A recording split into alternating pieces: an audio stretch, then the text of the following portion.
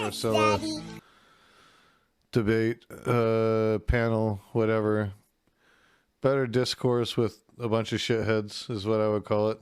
Anytime somebody posts something on your website, you can get sued for what another user uploads on your site. If that is the case, that's not what we're talking about. That absolutely Where is do you what you're just talking about. these? Really? Yes, really, yeah. Yes, of course. Yes. So let's hear why they don't have to be neutral. Because that's the law. You're not obligated. There is no we just talked about the First Amendment. If you started a private platform, a really good question, in my opinion, is why the fuck was Facebook allowed to buy Instagram? That shit's crazy. Jason Society This is check. one of those things that seems plainly obvious unless you're taking a hardcore political Yeah, Density doesn't like me. bend to it. If you have a platform, and you Motherfuckers did not like. Ultimately, I'm going to have to side with Niko on this. Our speaker, Jason he's been Society featured in the check. New York Times and his famous Twitch streamer, Stephen Bonnell.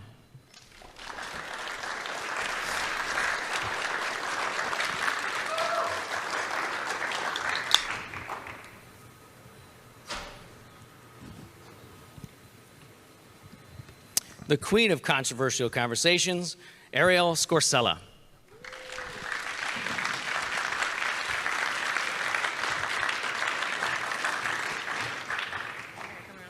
Does anybody know why he took on the moniker Destiny? Yeah, that's fine. Or whichever, that's fine. And worldwide renowned political shit talker Niko House.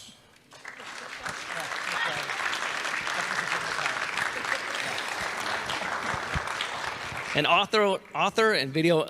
Niko House, the fucking right-wing Tulsi stan. Fucking Jesus Christ. Essayist Peter Coffin.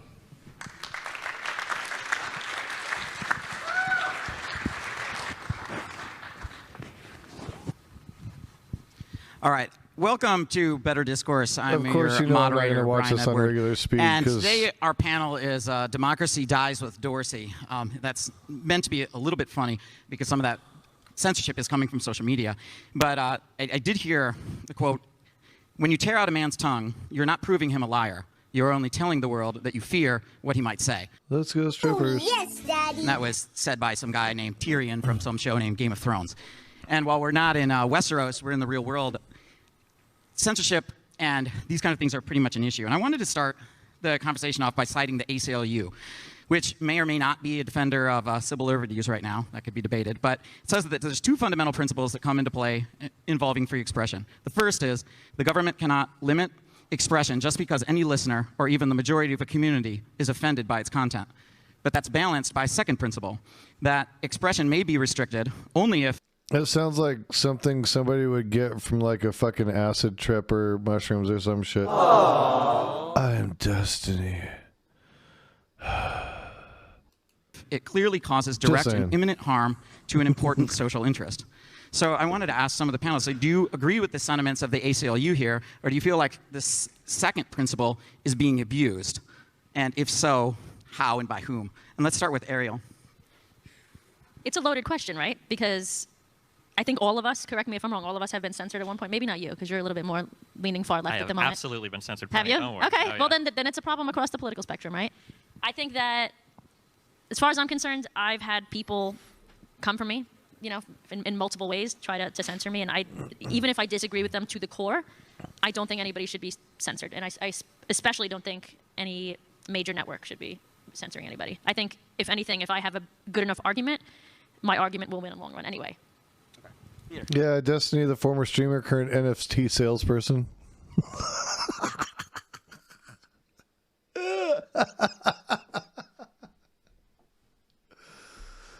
What did he say? NFTs are all a scam and shit too. That's why his name is Density. It looks like he's put on some density. A little bit. I'm not skinny either, man. I'm not saying I'm skinny. I'm a fucking pudgy fuck. That's why I make you guys make me work out. Well, I don't make you guys. You guys, I incentivize you guys. Yes, Daddy. Well, I mean, is it really an ideal or is it a question of institutional power? That's where I'm always coming from on this. What are you saying? Where is it coming from? Should you be allowed to criticize power? Yes, obviously. Are you going to be? That's another heavy question. I do think that's probably the kind of stuff that I would like to be trying to address here. Niko, where are you at? So a friend of mine, Garland Nixon, used to sit on the board of the ACLU, and he left because he understands that, I mean, that principle is just, it's wrong. It's unethical. We can't have such a principle when we don't understand all of the agendas that every single powerful institution has. And so where they may convince the public that some speech is or could be dangerous to them, where they're merely just trying to push an ulterior motive that we may not yet be aware of. And I think we see that time and time and time and time again. And so who's to say what's dangerous? Something could appear dangerous in the short term, but ultimately end up working out in the long term. But at the end of the day, like, I feel like everybody who knows me knows I'm a free speech absolutist. And the only way to defeat bad speech is just with more speech, and just make sure you know what the hell you're talking about when you address it. Like, that's the way to conquer this fear of, what if they say something bad? Bad things could happen. Well, allow speech to flow freely, and I guarantee you problems will begin to solve themselves. Yeah, can I just piggyback on that point? Because this is one thing an ex-girlfriend said. The only thing I got from that relationship was this point. And she said that no matter what somebody says, we should allow them to say it, because people are thinking it anyway. And when you allow them to say it publicly, you also allow people to be aware that they're saying possibly something that's incorrect, and then you can correct them on it. But you wouldn't be able to correct them if they didn't have the opportunity to say it in the first place. Destiny, what do you think? I think that the First Amendment is important. I think it's beautiful. I think it's well worded. And I think freedom of speech as a concept is something that should be defended. But I think oftentimes people misapply it to private platforms like Twitter and Facebook. And they try to take these arguments about whether or not the government should abridge our freedom of speech, which it shouldn't, except in certain dire cases, like yelling fire in a crowded theater or the spreading of like child pornography or something, of course, which I think we all agree with. But I think that applying those same arguments to private institutions actually... The way she looked forward, she doesn't agree with that. And that is fucked up. In a way becomes an anti-First Amendment argument. So I do agree that the First Amendment is important insofar as it applies to the government, but those principles shouldn't carry forward to every single private platform that we engage in, because one of your freedoms as an owner of a private platform is to determine what type of content do I want posted on this particular platform. But what if that platform has become a monopoly? I think that's a good argument to combat that point, too. I mean, if a platform has become a monopoly, then we can talk about antitrust laws, we can talk about things like this, but you cannot enforce a platform to just have all content on it. It's an anti-First Amendment argument. I mean, I'm still trying to understand, why do people keep pretending as if Facebook is a private platform? Like, it's not. It's the definition it's of not. private. They literally have former CIA agents working within Facebook. Facebook goes into Congress, comes up with a bunch of nonsense after they get accused of something, and somehow, some way, they always end up coming out on top. In fact... Okay, here's Niko House jumping down the conspiracy theory fucking rabbit hole. This is why I stopped liking this dude. He is a fucking... Oh my god, dude. Show me the proof, Niko. Show me the fucking proof. Just one fucking time. Show me the goddamn proof. You can't fucking do it. I've fucking argued with him on Facebook. I've gone back and forth with Niko House several fucking times directly. Like, fuck this dude. Sorry. He's a fucking idiot. It is literally a law that is allowing them to act as arbiters of truthful or false information, because of a law that it's protecting them. And whenever anyone goes to try and change it, they are the ones who have the money to then influence politicians. Not that they even have to, but they have the money to influence politicians to make sure that that law that they are benefiting from continues to allow them to then influence the outcome of elections in one form or another. At the end of the day, when they constantly act on behalf of the government, especially when it seems that there is a partisan agenda involved, when they go to the government and get exactly what they want, they're not being held accountable like other private institutions have been held accountable. At what point do we stop pretending that words mean that private and public mean whatever they say it means, when they're clearly acting as a public arm of the government? So, that's a conversation we get into. So private means not government. It means privately owned. Facebook is a privately owned company. It's not owned. Did she just straight take a picture of fucking Destiny while they were talking? Like, is she on her phone, like, fucking Snapchatting Destiny in her fucking debate right now? Like, that's what's going on, right? Like, hey, I'm gonna have a serious conversation with you while I fucking Snapchat your fucking face with a microphone in it, Like, that's where we're at right now. That's, this is what amounts to fucking better discourse. This shit's a fucking joke, dude. Better discourse with who? What the fuck kind of better discourse is this? Jesus, it's already a shit show. It's already started. It's just barely started. It's a shit show. Straight up, it is. I think you're right, Ursula. owned by the government. If you want to have a conversation about whether or not Section 230 should be repealed, which it shouldn't be, if you want to have a conversation about whether or not platforms should be allowed to moderate their content, which they absolutely should be, if you want to have a conversation about whether or not you should be allowed to lobby the government, I think most of us agree you probably should be to some extent. Those are all great conversations to have. But the idea that just because a private company lobbies the government, they're somehow not. Are you familiar with In-Q-Tel? Do you know what In-Q-Tel is? Don't need to The CIA's venture capitalist firm in Arlington, Virginia. Basically, I can go through the whole way they did it, but basically Peter Thiel and In-Q-Tel invested into Facebook. That's how Facebook became what it was and overtook MySpace. And this is a thing that we've seen In-Q-Tel do because they have unlimited funding sources. Another example I can give you is how Google came out of nowhere and overtook Yahoo. It's because In-Q-Tel had... All right. You guys are jumping down the fucking rabbit hole. This is where we gotta ask for the fucking proof. And he's not gonna have shit. This is fucking wonderful. Oh my fucking God. Please, for the love of God, keep talking, Niko. Just show everybody how fucking nutso you are. Okay, beautiful. Keep going. Unlimited money to ensure that Google was able to overtake Yahoo. That's how Amazon went from being a failed business platform, a failed business model, and eBay was destroying them, and then out of nowhere, where Jeff Bezos inexplicably becomes the most wealthy man in the world. That's how Tesla was a failed business, relying only on... None of this was inexplicable. The money for Amazon came from Jeff Bezos' fucking parents, dude. Like... This guy is so full of fucking shit. He's like making shit up at this point. He's just fucking making it up. Like, holy fuck. Are you kidding me? And he's got acolytes, and his acolytes are fucking diehard invested into everything he fucking says. They hang on his fucking every single word, dude. I've seen it. It's fucking crazy. Exclusively on our subsidies, and then now... Elon Musk is the most successful man in the world. So my point is, the reason Facebook has hit the peak that it's hit is because of the government. So even though it's private, it's just once again, it's just another way to rebrand public, but they just don't call it that. If you want to have a conversation about whether or not some subsidy for electric vehicles should be repealed, if you want to have a conversation about whether some people should be allowed to privately invest in a company, no. I just said the government literally created the problem is that because you're doing But that's what we're not going to do today.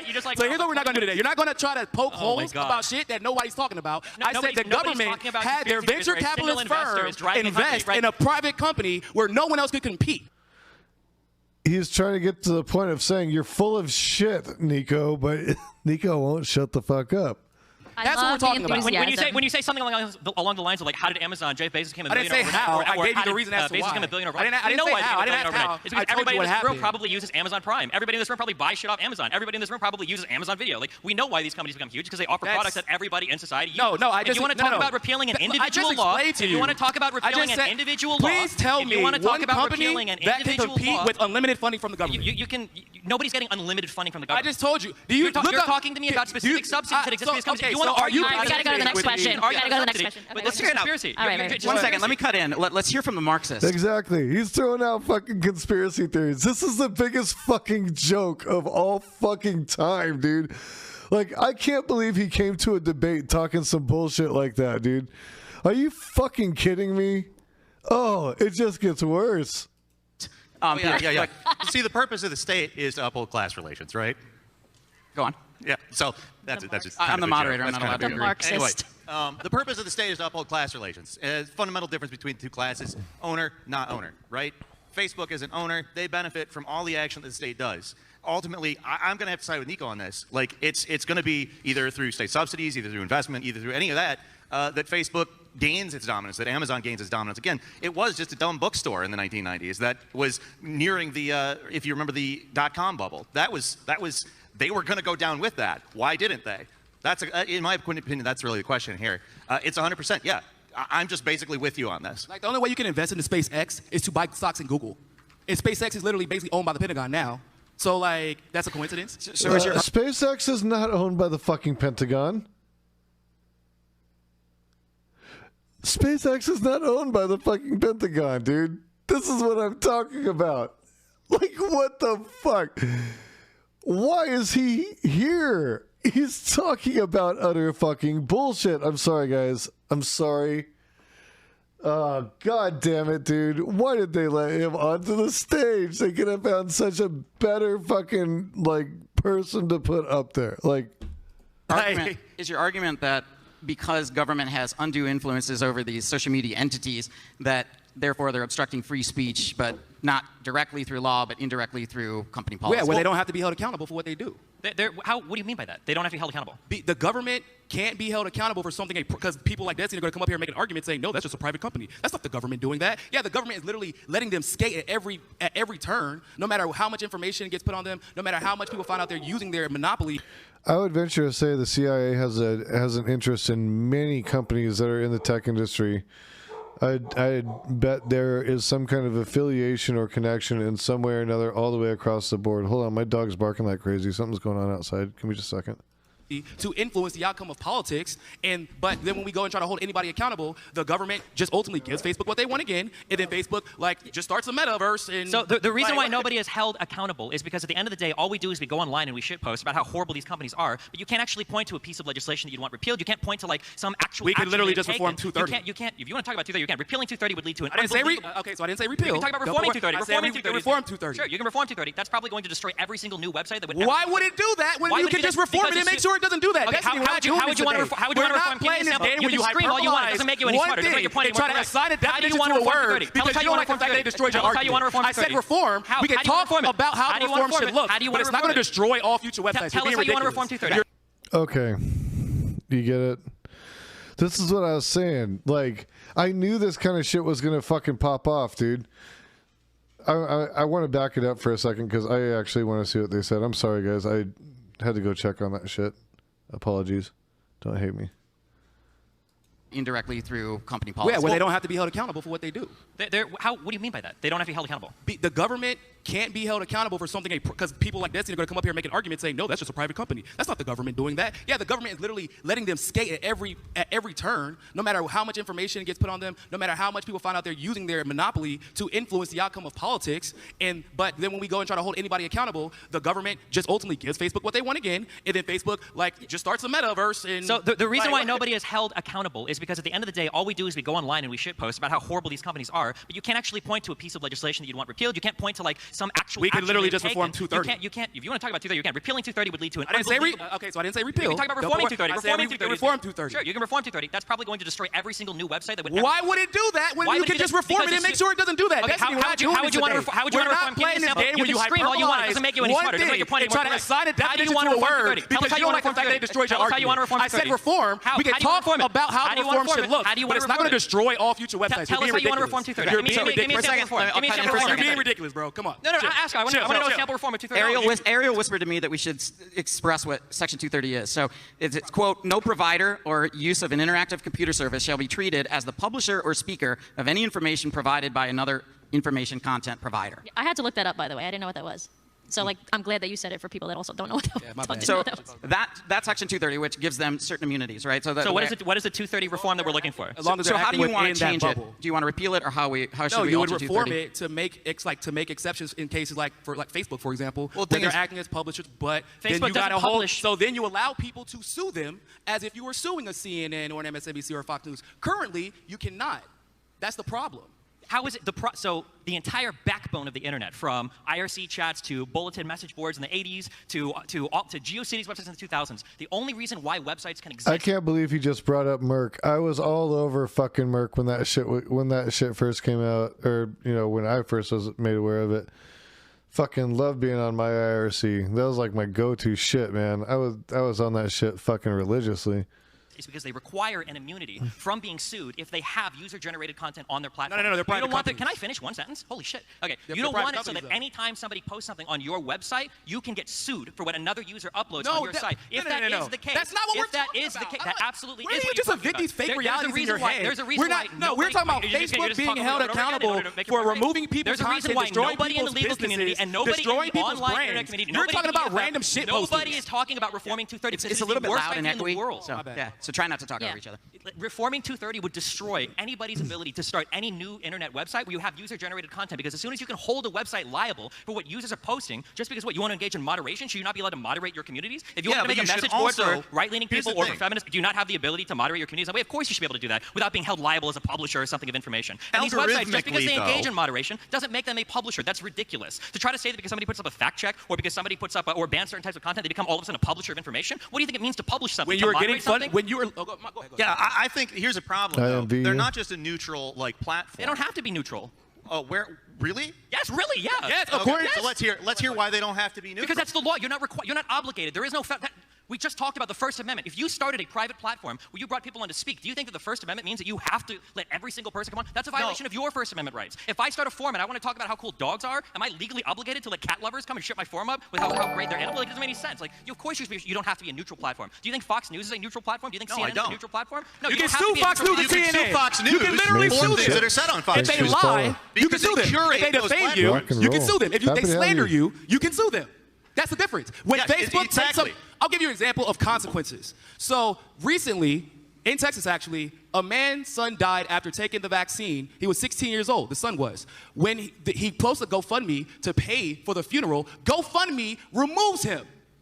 You don't have a constitutional right to post on GoFundMe. I'm sorry. Because of that, obviously it becomes much more difficult to fundraise for that funeral. Now, why did they remove him? Like, it's a literal fact that the vaccine caused this man's son's death, but they're saying because it's spreading vaccine misinformation that he can't fundraise there because then, of course, we bring attention to the fact that there might be side effects. Like, Facebook removed people for saying that hydroxychloroquine was a legitimate solution, or at least to help while we're waiting for vaccines when it came to COVID, and then doctors were banned. People died. Fucking Destiny people died. Wait, first of all, no, what I'm telling you is that there are real consequences when you are removing people because you're pretending to be an arbiter of information when you're literally removing experts. It's one thing if you moderate the content by saying this isn't allowed, you give them a strike. But if you think that they should be removed, then you go to the fucking court of law and you hold them accountable there. And if someone has decided that you are overtly or accidentally causing problems that could lead to mass conflict or violence or whatever, then you allow the courts to settle it. But what you're suggesting is that we should allow this entity that has gotten unlimited funding from the government where you can't to the point where now you can no longer actually have competition against them. All right, Niko, let's hear a rebuttal. So everything about hydroxychloroquine has been proven to be ineffective. Bullshit. The fact that you would bring that up. Can I finish? Are you going to scream over me every time I start countering the bullshit you say here? I need like 10 minutes to go through every fucking stupid thing you just said. Go ahead. So number one, hydroxychloroquine is like the worst example of anything you could brought up. Okay, number one. Number two, if a private platform wants to ban somebody from their community for any reason, they're allowed to do that. You don't have a constitutional right to post on fucking GoFundMe. Just like any person in this audience doesn't have a constitutional right to come up on. I know you want to talk. Nobody in this audience has a constitutional right to come up here and grab a microphone and scream at somebody. That's part of your First Amendment privilege. If you start a platform, you are allowed to moderate that content in any way that you see fit. The idea am I receiving unlimited money from the CIA? The idea that you are obligated to host all forms of content on your website is a delusional fantasy. I don't know where it came from. I don't know where people got this idea from. There's no case law that supports this. There's no legislation that supports this. There's no constitutional amendment that supports this. It is absolute delusion. No. There's literally a law that says so if anybody wants to, bro, you can't cut me off 30 times after talking whole shit for like 5 minutes. Wait, can I finish responding? Yeah. Holy shit, yeah. So if a website decides that they want to moderate their content in the way that they see fit, if they want to ban doctors, if they want to ban experts, if they don't want you to do your whatever fucking GoFundMe, that's completely and totally within their right to do so. And just because they don't want to host your content doesn't mean you can go cry to the federal government and say, I have a constitutional right to this platform. That's an insane reading of how the First Amendment works. Pause. I don't need We're to not talking about the First Amendment. Okay, We're talking about literally Section 230 protects you only and exclusively if you're not behaving as a publisher. So another great example would be the Hunter Biden situation, where every single time a Hunter Biden article would come out, people were getting banned. People were literally losing. You mean Twitter? Twitter stopping the link to the. Not just Twitter. Facebook, Twitter. My friend got banned from Facebook for 7 days. Another one of my friends got removed for moderating posting an article from mainstream media about Biden on Facebook with no context. Banned. Now all of a sudden, you're banning people not because the information is wrong, just because you don't like what's being put out there. Now, that's what we call editing. That is editorial. That is publishing, which means you should be able to be You should be able to be held accountable, but you cannot be. Because why did Twitter ban the... That's a fucking bullshit-ass argument. You can't be held responsible for what other people post. And if you do get to a place where you are responsible for it, then yes, you absolutely need to be able to fucking weed out the fucking shit that's going to create, elements of like stochastic terrorism, misinformation around the COVID vaccine, shit like that. I'm not fucking mad at these fucking companies for doing this. I'm fucking happy they are. And it's very much within their right. If you believe in the free market, this should be all good, baby, right? They can do whatever they want in their company. Free speech, that's why people, on the right will always say like, oh, well, you can't protest while you're at work. Like what Colin Kaepernick did was bad because he was at work. Well, doesn't the same apply? Hunter Biden article.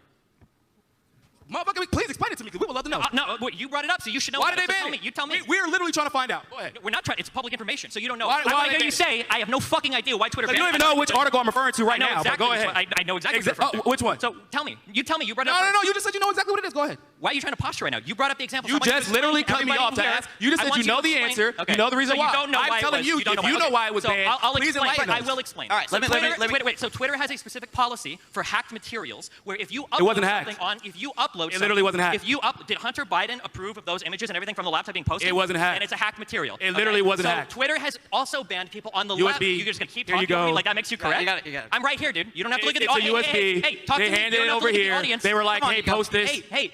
New York Times. Is New York Times banned for posting hacked Let him material? rebut, and then we're getting to the next question. I'm right here. I don't know what you're Is looking the at New York there for. Are you Times talking to banned somebody for? else right now? I'm trying to Are you understand. lost? I wasn't going to answer my I think question. you gotta gotta let him Do you talk. have like a monitor out there Is the New somewhere York where you Times can see a picture of me, or- banned for posting hacked materials? Because last time I checked, they did it all the time. But Niko, we Nico's horrible. He's fucking bad faith this whole fucking time, dude. Like, that's what I'm saying, man.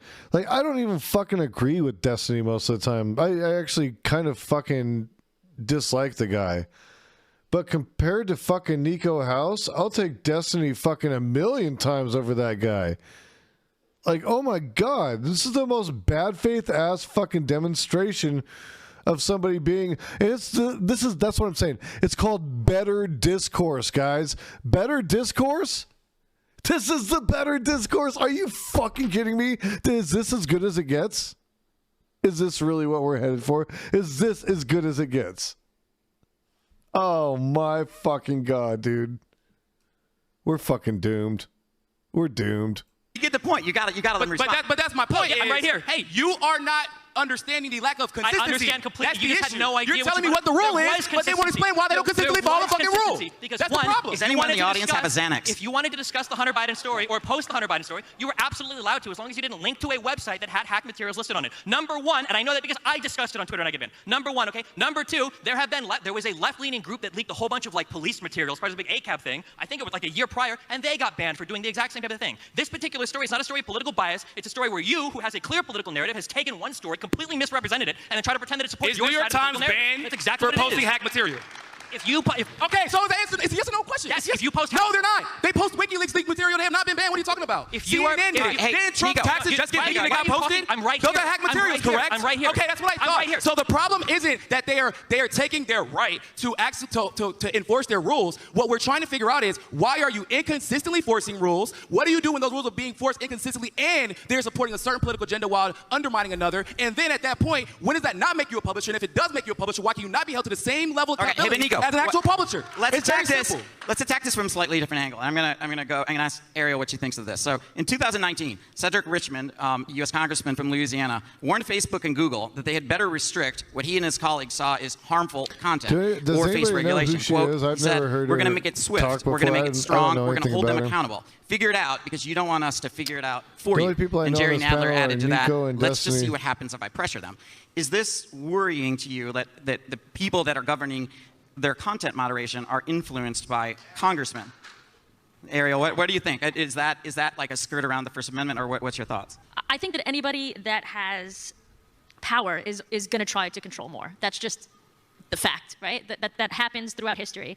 It worries me when people use that power to silence people. Like that's like the concept of this panel, right? Yeah. I think that I do agree partially with what he's saying. I understand where he's coming from with Stephen, and I think that if you do have your own platform, yes, you can moderate content in a way because if there's like pornography or something, you don't want that. Yes, but I also think people are taking that to the extreme and making it political, and just because they don't like something, they're removing it. I don't think that's a healthy way for this country to be going. Do you feel like the government has an undue influence on what Facebook is doing? Oh yeah, I do. I think this is just me personally, but I think that it's fairly obvious to me that Facebook has some kind of secret agreement, whatever, I don't know, with the Democratic Party, because and YouTube too. I speak from personal experience. I know that until I came out, I was posting the same content for 10 years on YouTube, sexual education, until I came out as leaving the left and being a non-leftist. Then they started banning me and restricting me. So to me, that's my experience of what you're saying. And I don't think, obviously, I'm biased, but I don't think that's okay. What was the reason? Did they say that you were causing harm? I mean, is it They said it was because of my sexually explicit content, but I've been posting that same content for 10 years. So to me, it's like, okay, they don't like what I'm saying now. Okay. What about you, Stephen? But yeah, I do think it's because that's to me it's too obvious. It was too obvious to me that this is why it was happening. Right. So, Stephen, what do you think? Like, if there's a link between like the government, like senators pushing these guys, doesn't that not apply? Isn't that like the government using, abridging the First Amendment in the wrong way? I mean, I think it would depend on what they're pushing for or what like the implication is. If the implication is that if this behavior is going on that leads to some sort of harm and we're going to like legislate a new law or we're going to like enforce a law in the book about it, that's probably fine. That's what Congress is there for. But if it's something like we're pressuring you to like censor certain political narratives or whatever, then that's probably not okay. I will say though, again, a platform has the right, even if they want to ban, like Republicans or Democrats on their platform, it's within their right to do so as a social media platform. Yeah, now, and I agree with you. Sure. I don't think it's good, but I think that by law they should be able to. Sure. I don't think I agree 100% with with that. I don't think it's a good thing for the country, like, though. depending on the platform, censoring of like conservative speech or whatever online, it sucks because it makes it more boring for me because I like to shout at people and I don't have as many people shout at Do you online think anymore. 230 is fine the way it is? You think 230 is fine the way it is? No changes? I don't think 230 is fine. I think 230 is essential for the internet to function the way that it does. Without 230 written as is, you lose. Like the new world going forward is every single platform would have to moderate every single comment posted, knowing that they might get in trouble for like the reason why 230 came about was that when certain platforms were moderating their content, the idea was that, well, hold on, if you're going to ban some stuff and not other stuff, you're basically tacitly approving of other stuff that's being posted, so we can sue you for that. And so people were starting to take websites to court for stuff that their users had posted on the site. Yeah. If I posted defamatory content of anybody on this stage, you shouldn't be able to sue the platform that I posted on. You should sue me for it, right? That's the essential protection that 230 provides, so that websites can continue to exist while allowing user-generated content to flourish on their sites. Well, the difference between the two... I remember being on some site where you had like avatars and you could even get like avatars that were like corn characters and shit shit from South Park and like design them as your own. And it was like a weird little community and you could like roam around in these little rooms and shit and like fucking like talk to other avatars. It was fucking weird. I think it's kind of similar to what Nerdidity is talking about. Things is whether it's a provider or a publisher. And there are a lot of things that Facebook does that make it a publisher. It is not specifically just a provider. The algorithmic way that they sort content, they prioritize certain types of content, they push certain types of content, and whether it's because of a political agenda or because it's the content that makes them more money, and I understand that that's probably something that is built in. It is going to be a contradiction that you're not going to be able to get rid of anytime soon. But in a lot of cases, Facebook is acting as a publisher rather than a provider. So this is just not true. So people have tried to... How the fuck are they acting as a publisher?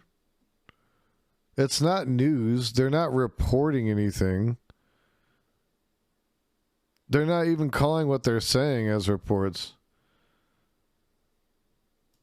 Stretch. Well, I'm about to answer that. So people have tried to stretch this idea that if you have an algorithm that shows certain information, or if you do like a fact check, or if you moderate certain content, that this makes you a publisher. It is very clear, like a publisher is somebody that publishes information. So if Facebook were to start writing articles, or if Twitter were to start writing articles and they were pushing these or whatever, then those 230 live... What's an op-ed page? What? What is an op-ed page in a newspaper? Does New York Times, like Mr. New York Times, write everything there? Or do other people do it? An op-ed page, my understanding is that on that, you would be liable for that, but that's because you're publishing what's on the op-ed page. You're like approaching a writer, and you're saying, we're going to hire you or pay you for this like op-ed, and we're going to publish it in our magazine. Now, hiring and paying is irrelevant. If Twitter paying is essential. It might be no, it is not. Depending on what we're talking. Absolutely not. Do you understand that there is a difference between a newspaper that solicits op-eds from people versus a platform where any user more or less can sign up and generate content? He said hiring and pay is irrelevant. Yeah, hiring and pay is irrelevant. And Facebook is soliciting content from us, sorting it and putting it out based on their own preferences. An algorithm. Daily Kos, for example, you didn't have to be it's like a blog. It was just a very sophisticated blog before it became what it became. So like, no, hiring and pay is relevant, but Daily Kos could still be sued. Huh? Yeah, you see the difference? My understanding is that if you have a website where any person can just submit content willy-nilly, if it's like some WordPress site, some blog or whatever, like Medium, for instance, you can't sue Medium for somebody that writes an article on Medium because Medium is not like the publisher, it's just a distribution platform for that article. Now, even if you've got an algorithm that sorts stuff, like you might like this, you might like that, or even if you ban stuff like we don't want this, we don't like that, that still doesn't make them a publisher of the information. They're just a content distribution network. Does it change? change? That somebody uses for user-generated content to show up on their website. The content all comes from people, not endemic to the company. So, well, we don't know if Medium could be sued. Maybe they could. We don't know. Like, honestly, we don't know what? We don't know if Medium can or can't be sued. No one has ever attempted to because we do know because they don't arbitrarily remove people's information just because it doesn't agree with a certain political agenda. To my knowledge, I've never heard any complaints about removing that. information that doesn't agree with political agenda doesn't mean you lose your Section 230 protections. Oh my God, you've let me finish a single thing. So I have very little sympathy for you at this point. Bro, what do you want to say, Niko? Let me finish talking. I just let you pontificate for a fucking hour as usual. Let me talk. Oh yeah, 1 hour, man. Anyway, So like I was saying, we don't know that about Medium. But We also, do know that. That's wrong. then we can get to the actual precedent that has been set because people are like, oh, these private platforms like Twitter or Facebook have the ability to just remove politicians whenever they feel like it. Actually, the courts say otherwise because Trump couldn't even ban someone because he is technically a public figure and they considered it to be a public forum. They couldn't even. So if you obviously, that's wrong. That's That's why. not even Hold true. on, let me finish talking, Mr. Judge. Like I didn't know you were a damn federal judge. I don't have to judge Okay, it. then anyway, let me finish talking. It's Thank you very much. Appreciate it. Anyway, so just from the precedent that's already been set by the court, they said, and it was like it was a leftist decision. Like Democrats were like, you can't block us, ha ha. Anytime they don't it agree is with like, hold us, on, let me yeah, finish. okay. Jesus Christ, How many dumb this is things not can your you Twitch say? It's like a stream. fucking machine gun. You're supposed to be a leftist, Niko. What are you saying? You sold out the left? Oh, glad that you could fucking admit it right here on stage in front of everybody. I said it from the beginning. I said it 4 fucking years ago when I was debating this guy on Facebook and he banned me because I schooled his fucking dumbass and a bunch of his fucking followers actually finally agreed with me on something.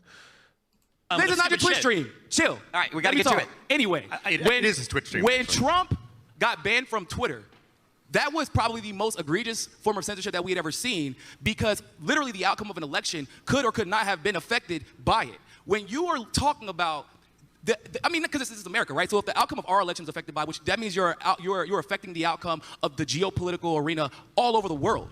And there is literally no accountability, ironically, in the same country where everybody's talking about election interference all the time. But so could a movie, right? Yeah, but you could if the movie influences it, you have a choice whether or not you want to engage with that content. Like, they don't funnel it to you, they don't force you to go there, but if I have a business, if I have like my political forces you to opinion, use Twitter, if I don't, Facebook? So Facebook when is you right. have a business that is reliant on Twitter and Facebook because they're, okay, we just went through this. Okay, so once again, unlimited funding. There is no There is hold no on. unlimited Let me funding from the finish government. talking. I don't think you know Oh what my funding or God. unlimited means. Don't, You know what okay, either of those words because you mean. don't like the logic that's about to come doesn't mean It's you not can cut about it off. logic. Okay, You then don't let know me what finish so public you can credit. prove it. We're already at. You know what funding means. You know what unlimited means. We're already at the unlimited funding. Like, Yeah, well, that's what I'm- so when Facebook is a unlimited utility. It's like funding- roads, right? So he's saying like Facebook's not regulated like utility, if that's what you're asking. Right, but no, what he's making the argument that Facebook is essential to launch a business in the modern world. In the many ways, like roads, like to restrict a business access to roads. We all agree that's BS. literally can't but buy is competition. Facebook is it as essential as roads? I don't disagree that these platforms have a lot of power. So I have questions about how antitrust works in the United States. A really good question, in my opinion, is why the fuck was Facebook allowed to buy Instagram? That shit is crazy to me. I think that if you want to attack some of these larger social media platforms from an antitrust perspective, that is absolutely legitimate. And then what? Because it is really hard to let's say that you're banned from Twitter, Facebook, and YouTube. What public voice do you have, right? You're not on fucking Gab. No offense, I'm sorry, but like, right? You're completely fucked. I absolutely agree. But you have to hit this from an angle that makes sense, not this crazy shit about how they have unlimited funding from the government and blah, blah, blah, blah, blah, So and all the the made-up antitrust laws conspiracy that are already in nonsense. place that should be preventing these platforms from doing this because they're You have to private. say we They're need to look literally at the way our making deals that antitrust works in control the the United outcome. States. agree? Then you attack that angle. Niko, we gotta billions answer of views, and you're like, let's affect the antitrust laws. Well, if you're from the antitrust laws, Destiny, do you know it's going to completely and utterly destroy how we battle monopolies now? You see how fucking ridiculous that But no, sounds? Destiny just Why said don't we that actually Facebook shouldn't have been able to buy Instagram. Yeah, but that's my point. He's like, we should then refund the antitrust laws to make sure that can't happen. But if you reform it, oh my God, then we can't handle antitrust issues like we handle them now. Like, no, that sounds ridiculous. You can. I was about to say something very vulgar, but basically you can do two. You can walk and chew gum at the same time. You It's can not about reform walking and chewing gum 230 at the same time. while You're pointing to while things and calling them protecting problems the when they're not things- problems. You can reform 230 while protecting the things that we. Okay, what do you want? What do you want to do? What is it 230 for reform you want? What specifically? One, it's either one of two things. You either reform 230, or you admit that platforms like Facebook and Twitter no How longer. would you reform hold on, 230? let me fucking finish. Oh my Every God. time they ramble, it's because they don't have shit to say. shut up. Every fucking Jesus time. Christ. It's like it's the same Dog, script. Holy if you shit. let- like, okay, you know what? But one at a time. No, we have to dissect. Yep, this is where the conspiracy theorists can't get their fucking arguments together because they can't tell you why they feel this way.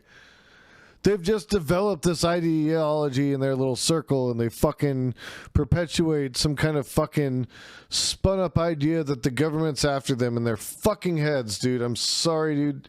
Oh God, dude. I jumped down the rabbit hole. I've been there. I've fucking done the dance. Got the fucking t-shirt, man. Okay? I know these guys are full of shit. That's what pisses me off so much about it. Dissect the 430. Go ahead. All right, Peter.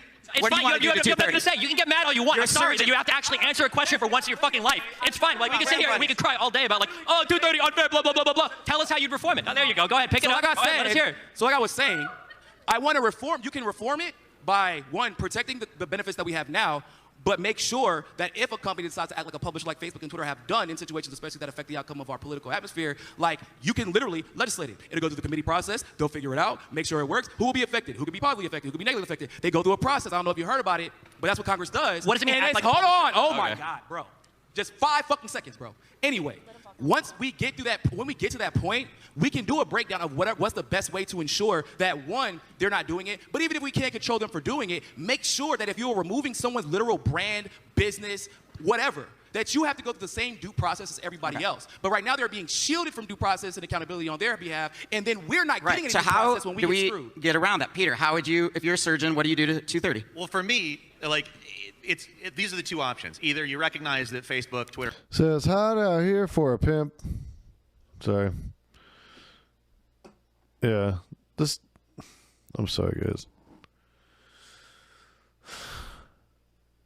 I've gone at it with Niko several times, man. He fucking banned me from his Facebook community because, like, the fucking... I pissed off enough of him I pissed off him enough, and I woke up enough of his followers for them to be like, hey, he's right. And, yeah. Then Niko kind of looked like an asshole, and he fucking banned me for it. So, cry me a fucking river. And all these things are acting as publishers and not as ISPs. Like, this law is actually designed around the relationship an ISP has with the customer, as opposed to just websites. It's applied to websites because websites ostensibly act in at least... If I were Destiny, I'd be like, hey, yo, Peach Pants. Hey, yo, Peach Pants, you gonna shut your cornhole. Somewhat neutral way. I think that has been overstepped, and we can either recognize that and apply 230 to them as it exists now, or 230 needs to be amended in order to recognize that. But how? How? I can't give you exact wording. I'm not. What does it mean to be a publisher? That's what I want to know. Because we're saying if you're going to act as a publisher, what does that mean to be a publisher? I thought you were the expert on 230. It tells you in the... What? I thought you were the expert. Okay, what does it mean to be a publisher? 230 it's like Arielle. 27 words. What do you mean? It doesn't tell you in there what it means to be a publisher. All right, You literally just read it. Yeah. Arielle, what's it mean to be a publisher? I think that's the issue that this debate is having. I think both people are explaining it differently. Yeah. Now, is being a publisher simply posting something online, or is it also... Yeah, I agree with you. I agree with you. Or is it controlling what's being seen in the world? I think there's a case for both. I think both are equally as important because, yeah, you could post things like just... I mean, it happens with the algorithm with YouTube all the time. If they don't like what we're saying, they restrict us. Sure. And I think that is, in essence, also being a publisher because you are controlling what is being seen. Sure. Like Stephen points out that, like, the New York Times op-ed's clearly, like, that's publishing practice, right? But what about on your content if you say something like, trans women aren't women, or you said something different about COVID and they said this article is misleading? Like, is that publishing? I don't think that's publishing. I think it's editorial content. I think it's editing. I think it's editing, and I think people can interpret that as publishing. I think it's all interpretation. I think everyone's going to interpret it differently. That's the issue. That's why we have debates about this, right? What do you think, Stephen? Is that... I think this is one of those things that seems plainly obvious unless you're taking a hardcore political bent to it. If you have a platform and users are supplying all of the content to that platform, you have a right to moderate it as you see fit. If you want to, like, force people or attach, like, a not safe for work or not safe for life link, if you want to say warning, like, we think this contains bad bit or whatever, or you want to say that, like, this violates whatever rule or whatever, you have the right to do that. That doesn't mean that you are suddenly, like, creating and publishing content on your platform. I think there's case law to support this. The EFF has a huge write-up on how they feel about 230, and a whole bunch of other institutions have signed on. People like Medium have signed on to support 230, written as is well. I mean, like, the idea that just because you engage in some moderation, or if you want a front page, like the cutest dog pick of the day, you've become an editor or a publisher. Don't worry, I've never read any World of Warcraft book either. If we were to take that point of view, what we're essentially restricting is every single platform has to just show all of their content in a straight line with, like, no other, like, flourishes or whatever. Otherwise, you're engaging in publishing or editorializing. Don't you have to weigh the benefits and, like... So I think he makes a lot of sense in that with that point, because you are also a business and you want to make sure your business is doing the best that it can, and if that means putting certain content first because that's going to get the best, the more clicks or keep people on the site for longer, that makes sense, and I get why YouTube does that as well. I just think it's reached a point where, to me, it would be considered censorship and not no longer. I think just for me, the line has been crossed, but I understand. I just don't like the word censorship because, like, come up with a better word then. Well, the problem is I'll use that word. The problem is that contextually, these mean very different things, right? If I'm not allowed to call my dad the F word, if I'm a 9-year-old at my house, I'm being censored by my parents. That is true. Is it good or bad? It's probably okay. If you're not allowed to say crazy stuff in a classroom, if you're, like, in 5th grade, you're not allowed to scream swears. That's censorship, right? If I'm on a private company, if I were to start screaming at you really big obscenities, eventually I imagine you'd have me removed from the stage, right? That's a form of censorship. Now, if the government were to craft legislation that was abridging my right to freedom of speech, that's also censorship. One of these is really, really, really bad, and the other 3 examples are probably okay things that ought to be protected in society. So the main issue I feel like is that we're losing the context of is, like, the consequences of the inconsistent application of punishment and censorship and removal of people. It's one thing if I saw, like, CNN or MSNBC getting the same type of treatment as maybe an Alex Jones, for example, probably wouldn't be all that concerned. I'm like, well, shit, man, that's just the way it happens sometimes. I would still have a problem with it because I'm a free speech absolutist, but it would be hard for me to find an argument that says they're treating people unfairly and it seems to be based on a political agenda.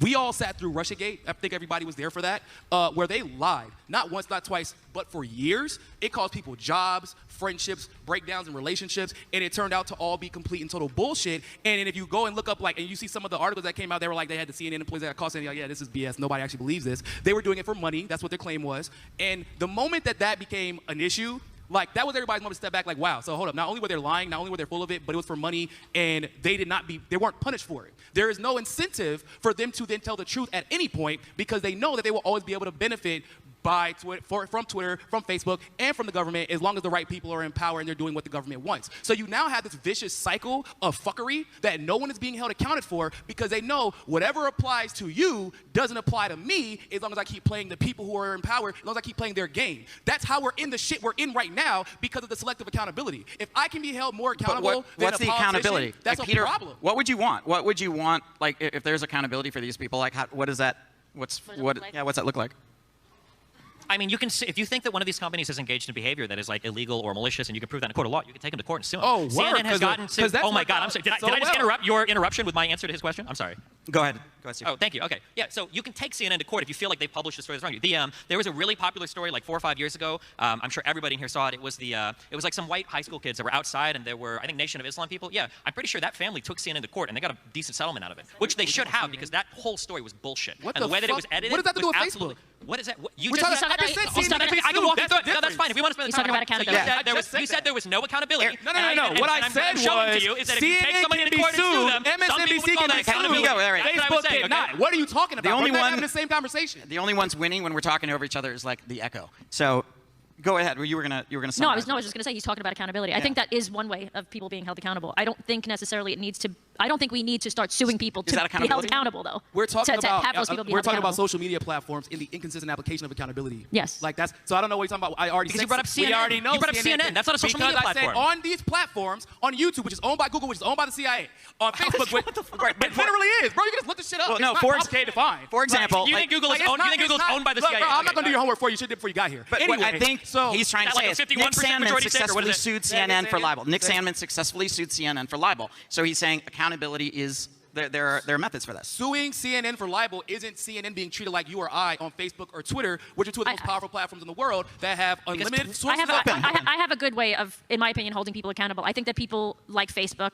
or like businesses and companies like Facebook or Twitter or whatever, should be honest and upfront about their political biases. I think that's one way to do it because then going in and you're going on these websites, you know that their feed might be tailored a little bit more to people left-leaning or right-leaning. And I think that the Daily Wire does that. They literally say, we are a conservative news source. So people know going in that they're going to be... But those are all publishers, right? And they all can be held accountable to a degree, Facebook and Twitter. That's it. Everything that you're saying is true, but then Facebook will turn around and say, we're not publishers. What are you talking about? All right, so take an example. So on Section 230, to modify that, like I haven't gotten a ton of specifics, but Vivek Ramashay, I maybe butchered his name, the guy that wrote Woke Inc., what he says to do on Section 30 or 230 is to guide it by the First Amendment. So they would not get liability anytime they're outside of the bounds of the First Amendment. So they can censor content, for example, that the First Amendment doesn't protect, which would be like your child pornography, threats of violence, libel, and all of that. But everything else, they would have to do in the spirit. Or they could choose to be a publisher and lose the liability. What do you think about that? It's like it seems weird. It's like paradoxical. Enforcing that a business follows the First Amendment is contrary to the purpose of the First Amendment. This is the reason why anytime you participate in any private business, if you go into any restaurant, if you go into any private anything, there's always that line in the bottom of we reserve the right to remove you for whatever reason we see fit. Part of your ability to run a private business in the United States is that you can exercise your private level of discretion in any way you want, as long as it doesn't move contrary to like protected classes, for instance. You Bro, that's not the same argument I was making for slavery. It's a reason. Was I interrupting your? You can do shit that's morally bad. It violates the Constitution. As long as you're private. If you're a private company, it's cool. Niko, that's exactly what. Yes, welcome to the First Amendment. That's exactly how it works. The First Amendment does not apply to private enterprise. That's not what the First Amendment is. People make arguments where they pretend as if they can undermine the First Amendment, and then they usually, if everything goes well, get crushed in court later and sued for it. Okay, so Peter brings up a restaurant is not the same as Facebook. So would a limit? What about?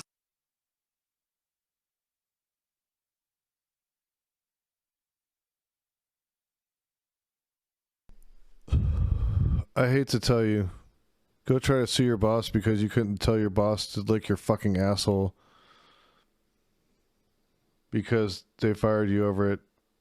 Go tell them it's free speech. Go sue it. Go sue them.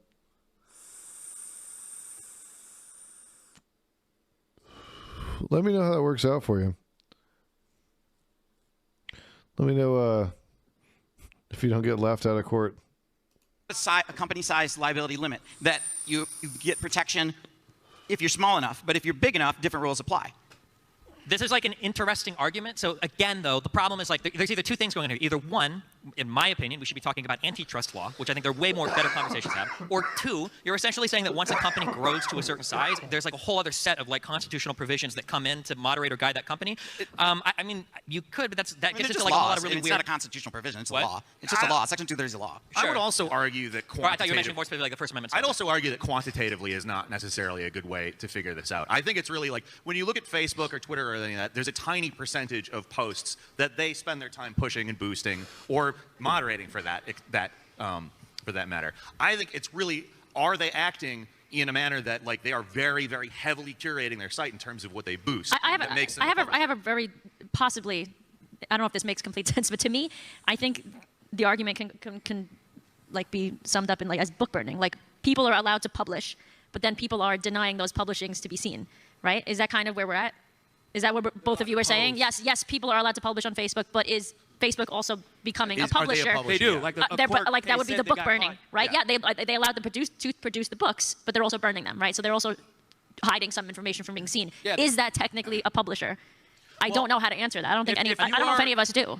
If you are like curating information and like, or what just came out recently, even blue checks, right, on Facebook, they got caught whitelisting certain celebrities and certain political figures and basically blacklisting others. Like, once again, in the grand scheme, what is that actually doing? That is influencing not only political narratives, but social narratives as well, and it is disallowing open discourse, which is fine if you're CNN or MSNBC or Fox News. Because once again, if somebody is allowed to lie, like outright lie about me on CNN and MSNBC, if somebody does that, I can sue them, and I have a pretty good chance of winning.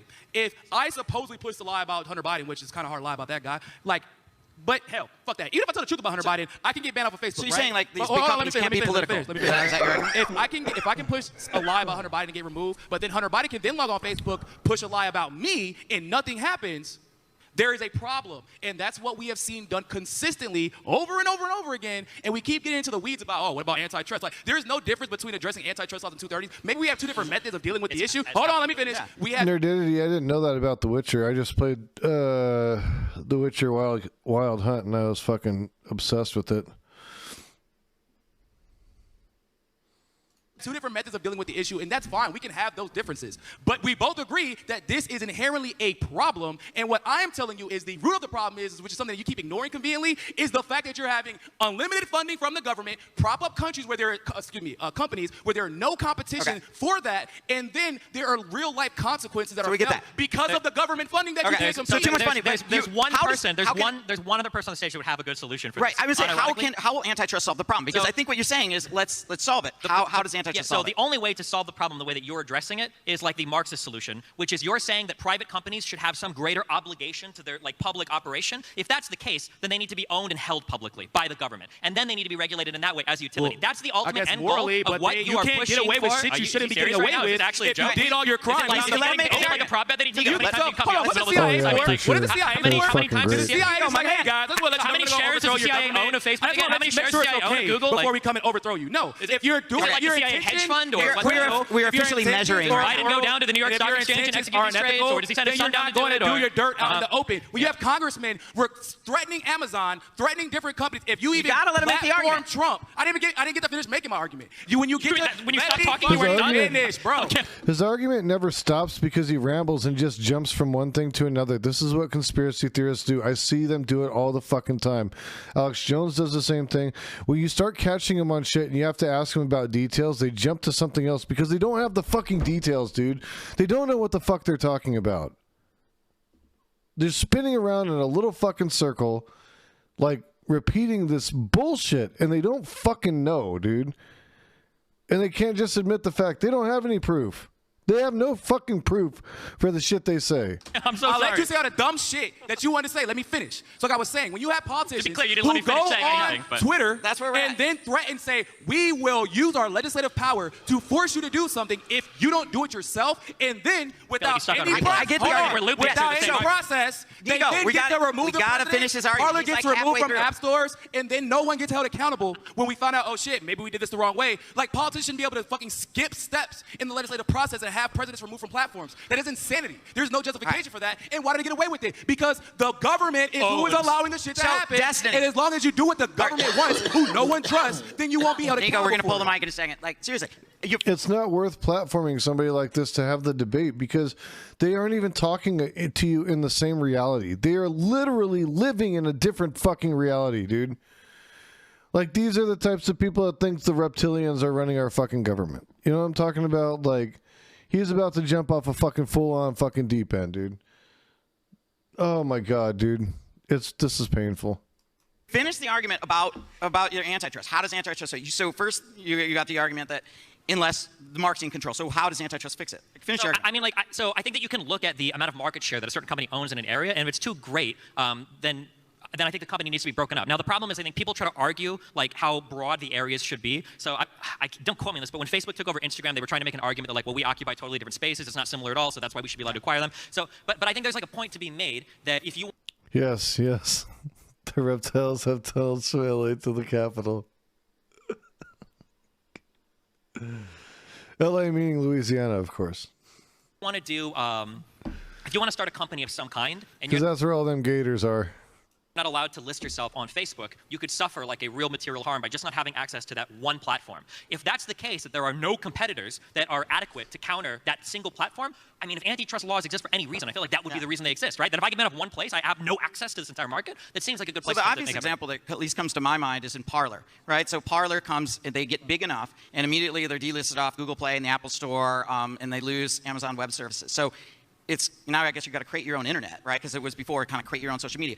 Does your antitrust solution stop what would have happened to Parler? Well, so the weird thing is that we're getting into we're testing the limits of how like private enterprise could be allowed to work because cancel culture has reached the point to where like you want to try to like it used to be a long time ago that they would just try to get you banned from one social media platform. Now they want to get you banned from every social media platform. Now they might want to get you banned from social media platforms and like having a domain name and get your the people that host your shit banned. Like it wouldn't surprise me at some point they try to get you banned from like getting apartment people to like lease you an apartment because they don't like you so much, right? I think this is the problem. Now the problem is that all of these things are technically protected like First Amendment rights, but what we're hitting on is like these really weird limits of like how effective is capitalism at allocating resources to society, and then people falling through on that. Because, and here's the thing that nobody wants to hear: the reason why these platforms are so big is because everybody wants them that way. Every single person in here probably has some highly integrated Google device or Apple device where they've got like AirPods that connect to.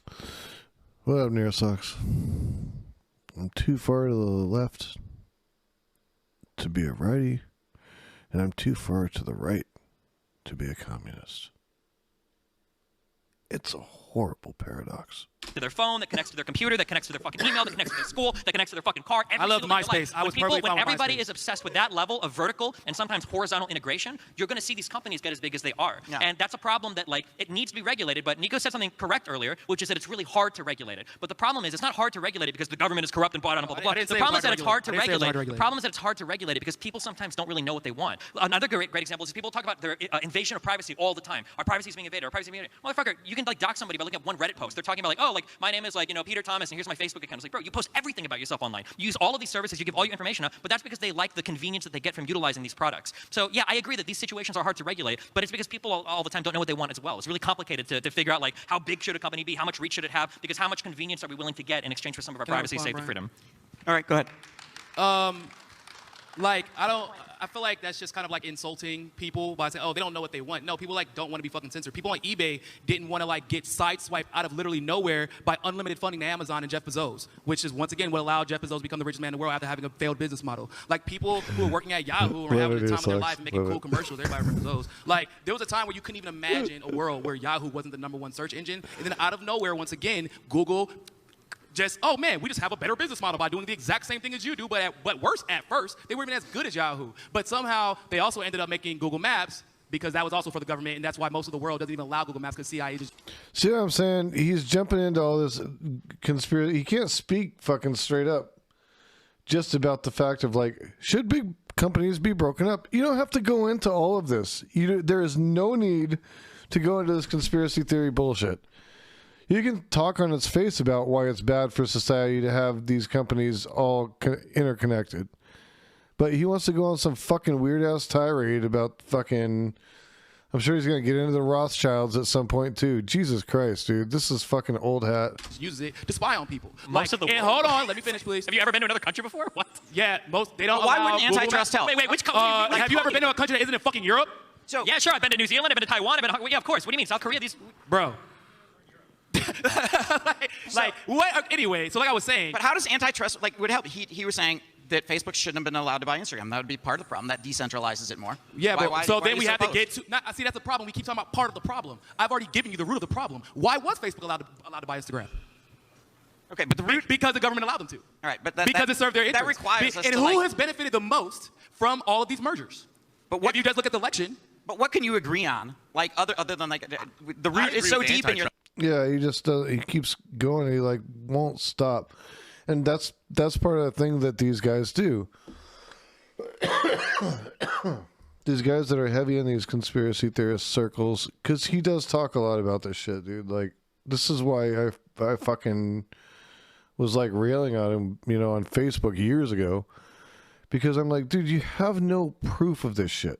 You have to show some proof.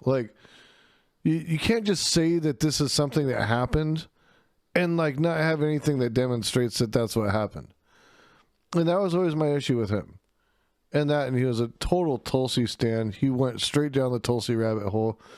And I told him repeatedly, she was not a part of left, blah, blah, blah. He didn't believe it. He fucking went the fuck off on me and shit. And I'm like, watch. Guess who was fucking right, baby? I'm good at that shit. I know this shit. I see these people for what they are, man. Come on.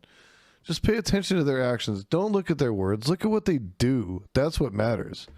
Right. We should tear it all down. Completely I hear would where say the our unlimited funding antitrust comes from. laws That's have what been I'm shit curious for a about. while. Once we saw the 96 communication. Yeah, better discourse. That's what I was saying here, Sox. There's nothing better about this discourse. This shit's horrible.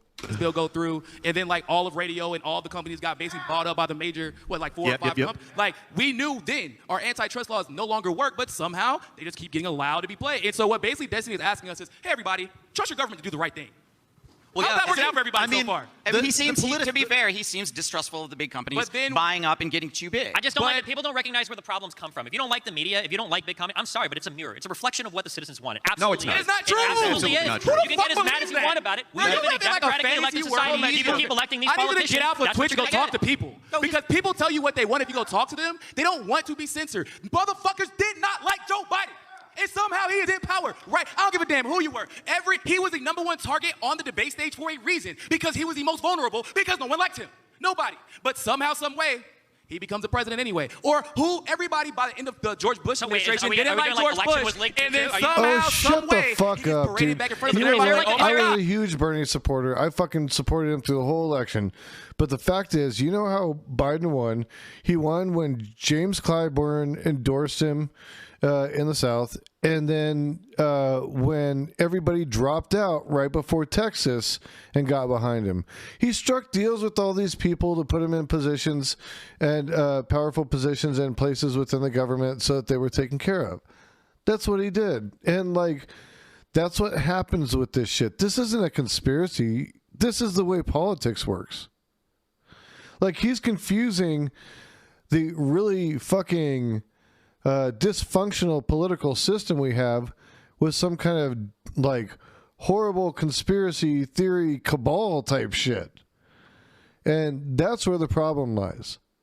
And I think even Destiny, that's what he's trying to get him to understand. Listen, it's the corporations, okay?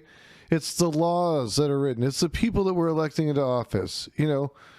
There's other things that we can do to change it, but it's not a fucking cabal. You fucking sound like a lunatic, dude. Him and fucking Jimmy Dore, man. They should just have a show together. Is there a single Actually, conspiracy I do you kind don't of like believe George in? Bush now. We get told what we wanted through. You gotta know this. Well, you gotta let me. You can't play tennis with one person, man. Like you gotta let them back in. I let them finish their thoughts. I love that Biden won and stole the election with a Republican government, with Republican federal judges, with Republicans looking at every step of the way. Somehow you're like the tennis guy that's running and hitting your own balls. Well, shit, I can do that. I'm not good. But I'm not talking about stealing the election. I'm talking about, you're saying people do, they just don't know, they think, and then the government and the private institutions react to it. No, we know, like, propaganda is a thing. Like, did you read about the 80s? Like Cold War? Okay. But that sounds like an argument for censorship. Why would that? Yeah, first rule of the cabal, don't talk about the cabal. No, because you're no. saying when you don't Because I can then go out and tell the truth about that propaganda. I guarantee you, send me in a room with Destiny. Propaganda? Send me in a room with Destiny when he's spewing bullshit. I will tell you why it's bullshit, and you will know the correct way to go about solving issues. This is why we have these conversations. So, if you could make one tweak, what would you do? I don't want to Just like mention one. it. Arielle? Arielle. Okay. There was a suggestion that she hit on earlier that I think would be a really good thing. I don't know if you would legislate it, but at the very least we should hold everybody accountable to it. I think that when you remove anything from your platform, I think that the ban reason should be publicly stated. That's like one thing that I would really, really, really like.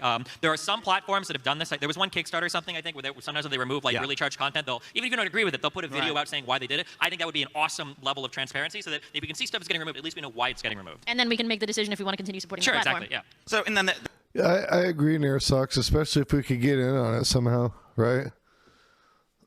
the way to get there would be how? I don't know how I feel about legislating it, but it wouldn't be the worst thing in the world. Like, if that did go through legislatively, I don't think I could see, like, it would be really abused or horrible. I think I'd be okay with that. Okay. If it was like a thing where, like, if you're already a public platform, or not a public platform, but if you're a platform that allows users to post on it, and you're going to remove content, at the very least you have to state the reason why. Okay, but you'd prefer it to be more of a cultural push, but you're okay with legislation. Culturally, we failed. Okay. So, all right. There's a reason why these platforms are so big. Everybody wants to be where everybody else is, right? It's why cities are so big. Everybody wants to move where everybody else is. Like, nobody, no offense, but nobody wants to post on Gab because that's not where all the people are posting. So people will say in one breath, I wish these companies were broken up, or I wish they weren't monopolies. But in the next breath, they want to be able to post and have, 300 million users have access to their public messages. Well, that's not totally true for Jangles. He lives in the sticks. What do you? If you make one it's change? actually a similar one to that. I think that they should have to publish how they are judging what they are doing in terms of content. How are they censoring content? Yeah, that's what I said in the beginning. Content? Yeah. If the model is something that is majority, like much more heavily weighted towards them promoting a small amount of the content, I think that should put them in a different place in terms of their relationship to Section 330. Okay. Do you feel like they should be more open with their algorithms? Yes, absolutely. That's what I said, yeah. Okay. Yeah, absolutely. I think that would solve a lot of problems. And I don't agree with everything Ben Shapiro says, but he did say that he thinks the same thing. That's where I got the idea from. He says that his media companies, the Daily Wire, is straight up, we are a conservative news source. So naturally, we're going to be a little bit more biased. And I understand that going in, okay, when I see these articles, I know that that's where their mindset's coming from. They're not claiming to be in the middle. What does that look like, though? I'm not sure. We're figuring that out as we go, I think. But like, it could be like posting like, this is your clear TOS, and then like you would like reference like, this is banned because it violated, 1 subsection 2A or whatever, right? Okay. So if you could change one thing, right? I don't know if we could go to the root, but if you could change one thing, what do you change? I guess you could do the thing where you show why you ban them, but that's not going to change anything. It has to be the accountability. You have to hit people in their pockets for them to pay attention, or threaten them with losing their business. What does that look like? So in the case of, let's just say Facebook, for example, when they remove like Alex Jones, if they would have given a reason and then say, this is exactly how we got the community, this is what the community got, say this is what he did in this specific instance, and that's what got him banned, and then it turned out that wasn't true, and then Alex could take them to court for that ban, and they could actually feel it, like that would be, but they, obviously they can't, but if they actually were able to get hit in their pockets consistently and often for wrongful bans, that would solve. You want a penalty? That would be bullshit because you'd tie everybody up in court for fucking ever. And you'd have a bunch of rich people that could litigate themselves out of their bans while a bunch of poor people got fucked. So that's the most stupid idea I've ever heard in my fucking life, dude. Like, what the fuck are you talking about? Like, that's dumb. That would be an economic boondoggle. Like, it would effectively just kill social media. You just wouldn't fucking have it anymore because they'd be tied up in fucking lawsuits all the time. That shit costs money. That money fucking spent on lawyers moves fucking money away from innovation. This is a dumbass fucking argument. Like, oh my fucking God, I could just, let's talk about it. Wrongful bans. Yeah. How do you determine then what's wrongful? I mean, that's what a court of law is for, if they're doing their job. Mr. Moderator. All right, we're going to start getting into our Q&A. Okay. Yeah. We can start the Q&A? All right, start Q&A. Right. Anybody have any questions for any of our panelists? All right, sorry. You guys can go ahead and line up right up here. For some reason, Please try to keep it to one question if you can. Keep it nice and brief so everybody gets a chance. So there were a lot of different. What's this near socks? Someone linked to CTV falling off his chair drunk as fuck and started crying after video? What are you talking about?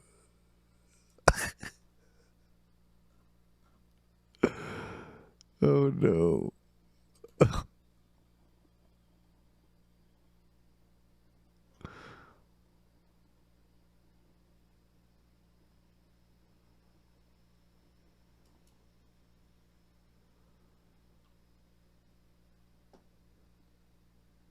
His wife had to end the stream.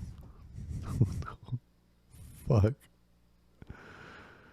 Where did they link that? Where was that at?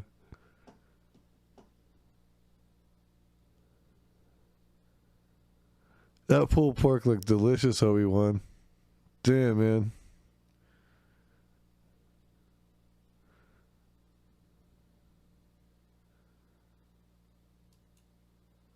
I just want to see this real quick. Is it queued up to the spot? Bye-bye. Jesus. I might call you in a sec, actual Jake, okay? Well, I was going to stay here if you want. Okay. Okay, I'll be back. Okay. Oh my, well, you're welcome. There he goes. Enjoy that. Yeah. Okay. Well. Live your, yeah. And she's just going to end this. What a wife. Connection. What a wife. Yeah, just, what a wife. Nope, didn't actually close the thing. No, uh-oh. I'm stressed, Steve. Are you stressed? This is actually a little stressful. Yeah, I'm stressed. Okay. Should we hang up? I think it was very nice to speak to you, Pixel. I like you a lot. Thanks for endorsement. Appreciate you. It's okay. I got you across the line. I'm so glad. Are you streaming after this, or are you little line? I'll vibe for a little while. You know, try and make $5, but you know. All right, I'll probably rate it or something. Oh, thanks. Well, you did a great job. You did a great job. Jesus. Oh my God, is he crying? What's up, JJ? I think he's crying. Is he? He's on the floor. He's crying. Oh, is he actually crying? Oh, he's sad. I think his wife is looking after him. This is now. It feels like voyeurism. Oh, do we need to hang up? I feel like we need to. I don't even know what to do. Is this? I think he's crying. He's laughing. I think he's crying. You want to close? I think it's time to go. I'm gonna. Yeah. Okay. Bye, Jake. Bye.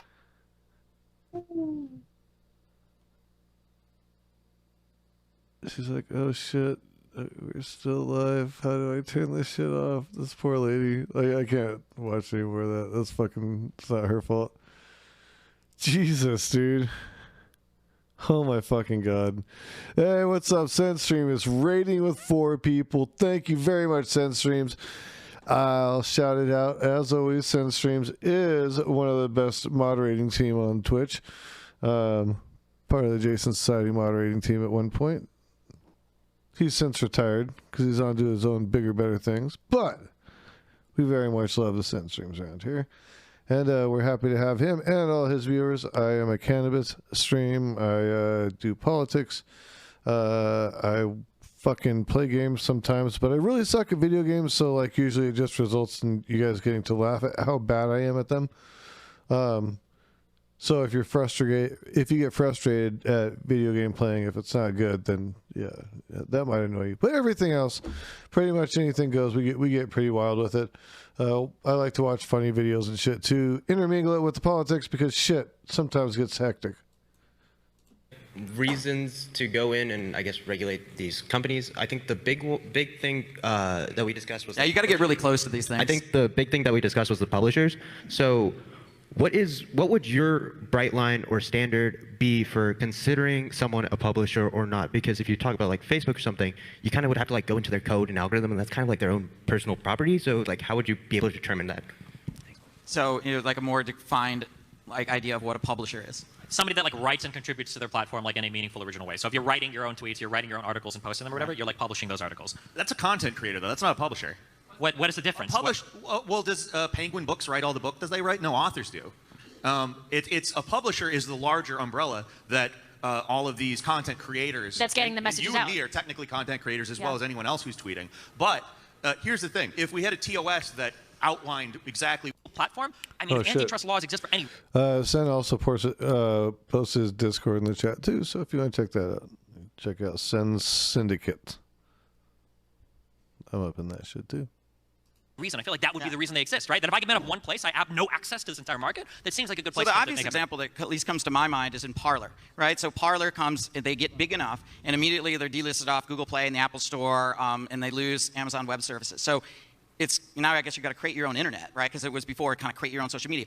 Does your antitrust solution stop what would have happened to Parler? Well, so the weird thing is that you're right, JJ. Like the whole like fucking panel is kind of depraved. Like I haven't heard any of the others folks' ideas that I really could give two shits about. Destiny's the only one making sense, and I'm just here to watch him dunk on fucking Niko House because I think Niko House is just toxic for the left. We're getting into, we're testing the limits of how like private enterprise could be allowed to work, because cancel culture has reached the point to where like you want to try to like it used to be a long time ago that they would just try to get you banned from one social media platform. Now they want to get you banned from every social media platform. Now they might want to get you banned from social media platforms and like having a domain name and get your the people that host your shit banned. Like it wouldn't surprise me at some point they try to get you banned from like getting apartment people to like lease you an apartment because they don't like you so much, right? They do the that. problem. The problem is that all of these things are technically protected like First Amendment rights, but what we're hitting on is like these really weird limits of like how. Yeah, wait. Thanks for the follow. Thank you very much. I appreciate that. Effective is capitalism at allocating resources to society and then people falling through on that. And here's the thing that nobody wants to hear. The reason why these platforms are so big is because everybody wants them that way. Every single person in here probably has some highly integrated Google device or Apple device where they've got like AirPods that connect to their phone, that connects to their computer, that connects to their fucking email, that connects to their school, that connects to their fucking car. I love MySpace. When everybody is obsessed with that level of vertical and sometimes horizontal integration, you're going to see these companies get as big as they are. Yeah. And that's a problem that like it needs to be regulated. But Niko said something correct earlier, which is that it's really hard to regulate it. But the problem is it's not hard to regulate it because the government is corrupt and bought out and blah, blah, blah. The problem is that it's hard to regulate. The problem is that it's hard to regulate it because people sometimes don't really know what they want. Another great example is people talk about their invasion of privacy all the time. Our privacy is being invaded. Our privacy is being invaded. Motherfucker, you can like dox somebody by looking at one Reddit post. They're talking about like, oh, like my name is like, Peter Thomas and here's my Facebook account. It's like, bro, you post everything about yourself online. You use all of these services, you give all your information up, but that's because they like the convenience that they get from utilizing these products. So yeah, I agree that these situations are hard to regulate, but it's because people all the time don't know what they want as well. It's really complicated to figure out like how big should a company be, how much reach should it have, because how much convenience are we willing to get in exchange for some of our privacy, safety, freedom. All right, go ahead. That's that latest touchdown like, make him seem taller. I feel like that's just kind of like insulting I'm noticing that his feet are barely on the ground. No, people like don't want to be fucking censored. People on eBay didn't want to like get sideswiped out of literally nowhere by unlimited funding to Amazon and Jeff Bezos, which is once again what allowed Jeff Bezos to become the richest man in the world. I like to say I'm somewhere on the left. Having a failed business model. Like people who are working at Yahoo and having the time of their life and making cool commercials. Everybody remembers those. Like there was a time where you couldn't even imagine a world where Yahoo wasn't the #1 search engine. And then out of nowhere, once again, he's Google up on the edge of the seat. Just, oh man, we just have a better business model by doing the exact same thing as you do, but worse at first. They weren't even as good as Yahoo. But somehow they also ended up making Google Maps because that was also for the government, and that's why most of the world doesn't even allow Google Maps because CIA just uses it to spy on people. Most of the world. Hold on, let me finish, please. Have you ever been to another country before? What? Yeah, they don't. Why wouldn't antitrust help? Wait, which country? Have you ever been to a country that isn't in fucking Europe? So, yeah, sure. I've been to New Zealand. I've been to Taiwan. Yeah, of course. What do you mean, South Korea? Bro. Anyway, so like I was saying. But how does antitrust would help? He was saying that Facebook shouldn't have been allowed to buy Instagram. That would be part of the problem. That decentralizes it more. Yeah, but then we have to get to. See, that's the problem. We keep talking about part of the problem. I've already given you the root of the problem. Why was Facebook allowed to buy Instagram? Okay, but the root because the government said so, and it was a secret government cabal that was going to allow fucking Facebook to buy Instagram because they had a collective interest in making the CIA the operative fucking blah blah blah blah blah. Shut the fuck up. Shut the fuck up. Give me a fucking break, dude.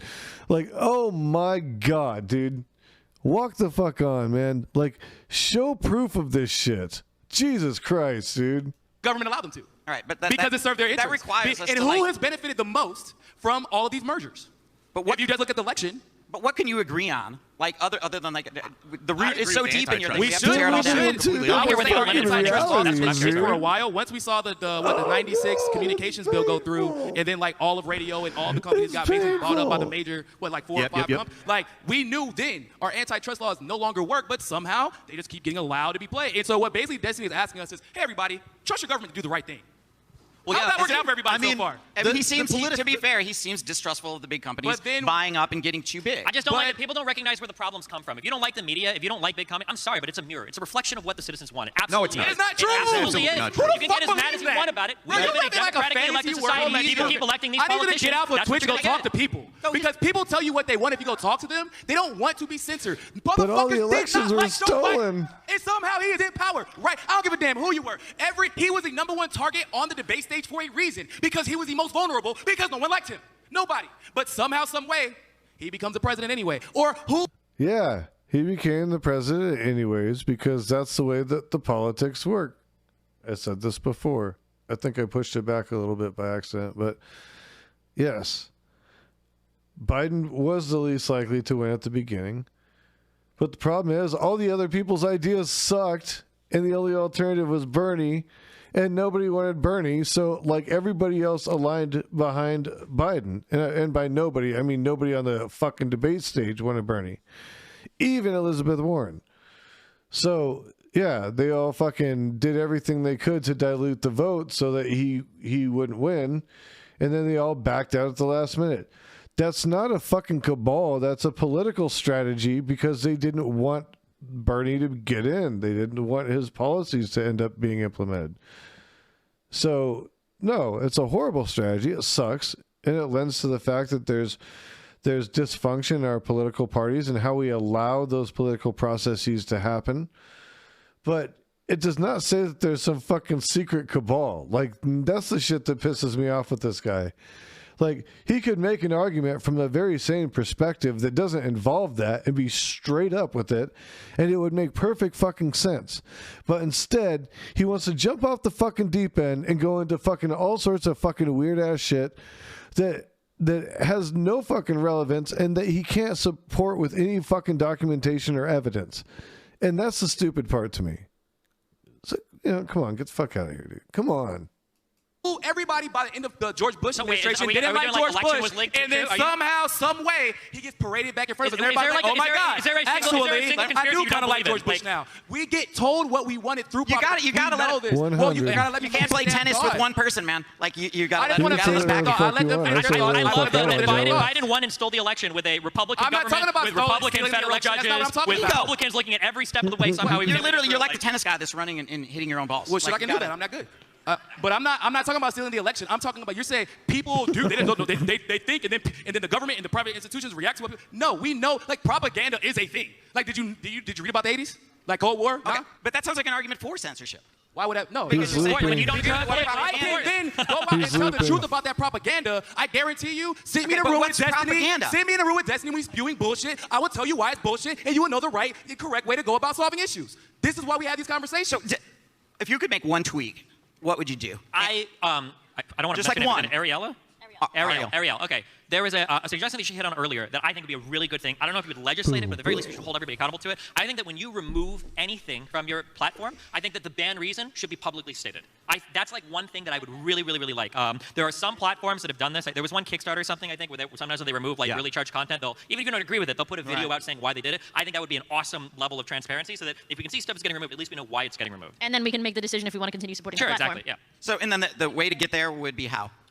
I don't know how I feel about legislating it, but it wouldn't be the worst thing in the world. Like, if it did go through legislatively, I don't think I could see, like, it would be really abused or horrible. I think I'd be okay with that. Okay. If it was like a thing where, like, if you're already a public platform, or not a public platform, but if you're a platform that allows users to post on it, and you're going to remove content, at the very least, you have to state the reason why. Okay, but you'd prefer it to be more of a cultural push, but you're okay with legislation. Culturally, we failed. Okay. So, all right. There's a reason why these platforms are so big. Everybody wants to be where everybody else is, right? That's why cities are so big. Everybody wants to move where everybody else is. Like, nobody, no offense, but nobody wants to post on Gab because that's not where all the people are posting. So people will say in one breath, I wish these companies were broken up, or I wish they weren't monopolies, but in the next breath, they want to be able to post and have, 300 million users have access to their public messages. Well, that's not totally true for Jangles. He lives in the sticks. What do you, if you make one it's change? actually a similar one to that. I think that they should have to publish how they are judging what they are doing in terms of content. How are they censoring content? Yeah, that's what I said at the beginning. Content? Yeah. If the model is something that is majority, like much more heavily... I know, these damn violent lefties hitting things and breaking things up and demolishing... I won't hurt you, camera. I promise. You're a good camera. It's okay. It's okay. Shh. I won't hurt you. I don't care what they say. weighted towards them promoting a small amount of the content, I think that should put them in a different place in terms of their relationship to Section 330. Okay. Do you feel like they should be more open with their algorithms? Yes, absolutely. That's what I said. Yeah. Okay. Yeah. Yeah, absolutely. I think that would solve a lot of problems. And I don't agree with everything Ben Shapiro says, but he did say that he thinks the same thing. That's where I got the idea from. He says that his media companies, the Daily Wire, straight up, we are a conservative news source. So naturally, we're going to be a little bit more biased. And I understand that going in. Okay, when I see these articles, I know that that's where their mindset's coming from. They're not claiming to be in the middle. What does that look like, though? I'm not sure. We're figuring that out as we go, I think. But like, it could be like posting like this is your clear TOS, and then like you would like reference like this is banned because it violated 1 subsection 2A or whatever, right? Okay. So what if you could change one thing, right? I don't know if we could go to the root, but if you could change one thing, what do you change? I guess you could do the thing where you show why you ban them, but that's not going to change anything. It has to be the accountability. You have to hit people in their pockets for them to pay attention, or threaten them with losing their business. What does that look like? So in the case of let's just say Facebook, for example, when they remove like Alex Jones, if they would have given a reason and then say this is exactly how we got the community, this is what community guidelines say, this is what he did in this specific instance. They did that on several occasions, which is why he is still banned from Facebook. And that's what got him banned. And then it turned out that that wasn't true. And then Alex could take them to court for that ban, and they could actually feel it. Like that would be, but they, obviously they can't. But if they actually were able to get hit in their pockets. That was a horrible example. I would have never used Alex Jones. Like, Jesus Christ. Consistently and often for wrongful bans, that would solve. So you want a penalty for wrongful bans? Yeah. But how do you determine then what's wrongful? I mean, that's what a court of law is for. If they're doing their job. Mr. Moderator. All right, we're gonna have to start getting into our QA. Okay. Yeah. We can start QA. All right, start Q&A. Right. Anybody have any questions for any of our panelists? All right, sorry. You guys can go line up right up here. For some reason, Please try to keep it to one question if you can. Keep it nice and brief so everybody gets a chance. So there are a lot of different reasons to go in and I guess regulate these companies. I think the big thing that we discussed was you got to get really close to these things. I think the big thing that we discussed was the publishers.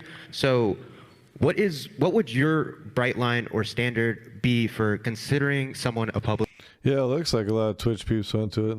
Publisher or not, because if you talk about like Facebook or something, you kind of would have to like go into their code and algorithm, and that's kind of like their own personal property. So like, how would you be able to determine that? So like a more defined like idea of what a publisher is. Somebody that like writes and contributes to their platform like in a meaningful, original way. So if you're writing your own tweets, you're writing your own articles and posting them or whatever, you're like publishing those articles. That's a content creator though. That's not a publisher. What is the difference? Well, does Penguin Books write all the books they write? No, authors do. It's a publisher is the larger umbrella that all of these content creators. That's getting the messages out. You out. and me are technically content creators as well as anyone else who's tweeting. But here's the thing: if we had a TOS that outlined exactly what goes into that I think would be, because people who are getting banned off of things and they have something to do with the TOS, that, I mean, you at least can expect that type of a thing to happen. Let's say they violate, X. They're like talking about shit that already exists. There's already TOS that explains how you violate the TOS. Like I deal with it with my mod all the time, who fucking, you'll have me kill streams sometimes when people say stupid shit, like people know what the fucking TOS is. If they're fucking it up, they know exactly what the fuck they're doing. Rule on the TOS. Whereas if you also have this sort of unwritten set of rules where you're either promoted or demoted, or you're also subject to even disappearing. I've known people who have been disappeared off these platforms without any real like violation. They were disappeared off the platform. Oh. Maybe it was the swastikas. For fuck's sake. Of rules, they haven't had anything articulated to them. That, in my opinion, especially if it's the majority of what they do, like if it's a minority of what they do, I don't know. But if a large portion of their business model is pushing and demoting content based on whether or not it's in their interests, that to me. Yeah, like the government came in and disappeared them off the platform. Here comes with us to lockdown. You're getting disappeared off the platform. You will not survive the next 24 hours.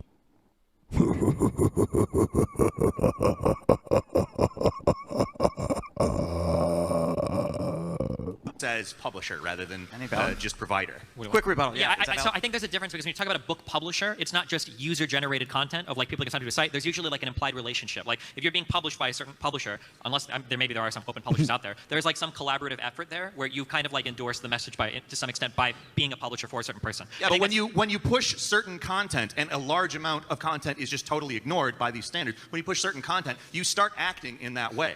Yeah, but then the question is like, should you not be allowed to ever do that if you're considered a publisher? Like, let's say I had a website that did dogs. I think you should be, but I think you have to. You have to have some You have liability. to say. I think you have to say upfront. This is why we're not Sure, that's fine. promoting these types of Because people. like if I like a dog of the day post, like am I held liable now? They do. What the fuck are you talking about? And if you don't get that they're going to give preference to people that, you know, aren't fucking like doing like totally radical shit or spewing radical shit, you're out of your fucking mind. It's a business. It's a click business. Know what the fuck you're getting yourself into, dude. If you can't read the fucking writing on the wall with what's going on with it, as soon as you log in with the ads that you hit that are based off of the likes and music and shit that you listen to, you're fucking dumb. There's a fucking profit motive. They're telling you up front. You don't read the fucking TOS because they're like 6,000 fucking pages long. Nobody fucking reads that shit. Do I lose those protections because I'm favoring so some? before pictures? Facebook and Twitter publishers, the thing that made them different than like just a platform you post on is that New York Times allows and disallows content. And they edit and censor content on their website after it goes through a clearing process, and then you're likely going to be told why you weren't allowed to post that op-ed or that column. Whereas on Facebook, when they enter the game, it was post whatever you want. That's what you're allowed to do. But then when you get to the level of you can post and they can see your post, but we don't like what you're saying, so they can't see your post. Okay. So that's like it's you're behaving as a publisher. Yeah, actually, I agree with you on that, Captain A. Jones. I think Twitch toss is pretty straightforward. Like, if you don't, I don't know. It's easy reading for me. And I don't claim to be, like, fucking super genius or nothing. While basically trying to undercut what a publisher, like what it has meant to be a publisher up until this point because of how Alaska laws have been. Yeah, if you're a Republican, I know. Shit. Even ANCAPs have a platform here. It's a pretty inclusive community, though. I will say that.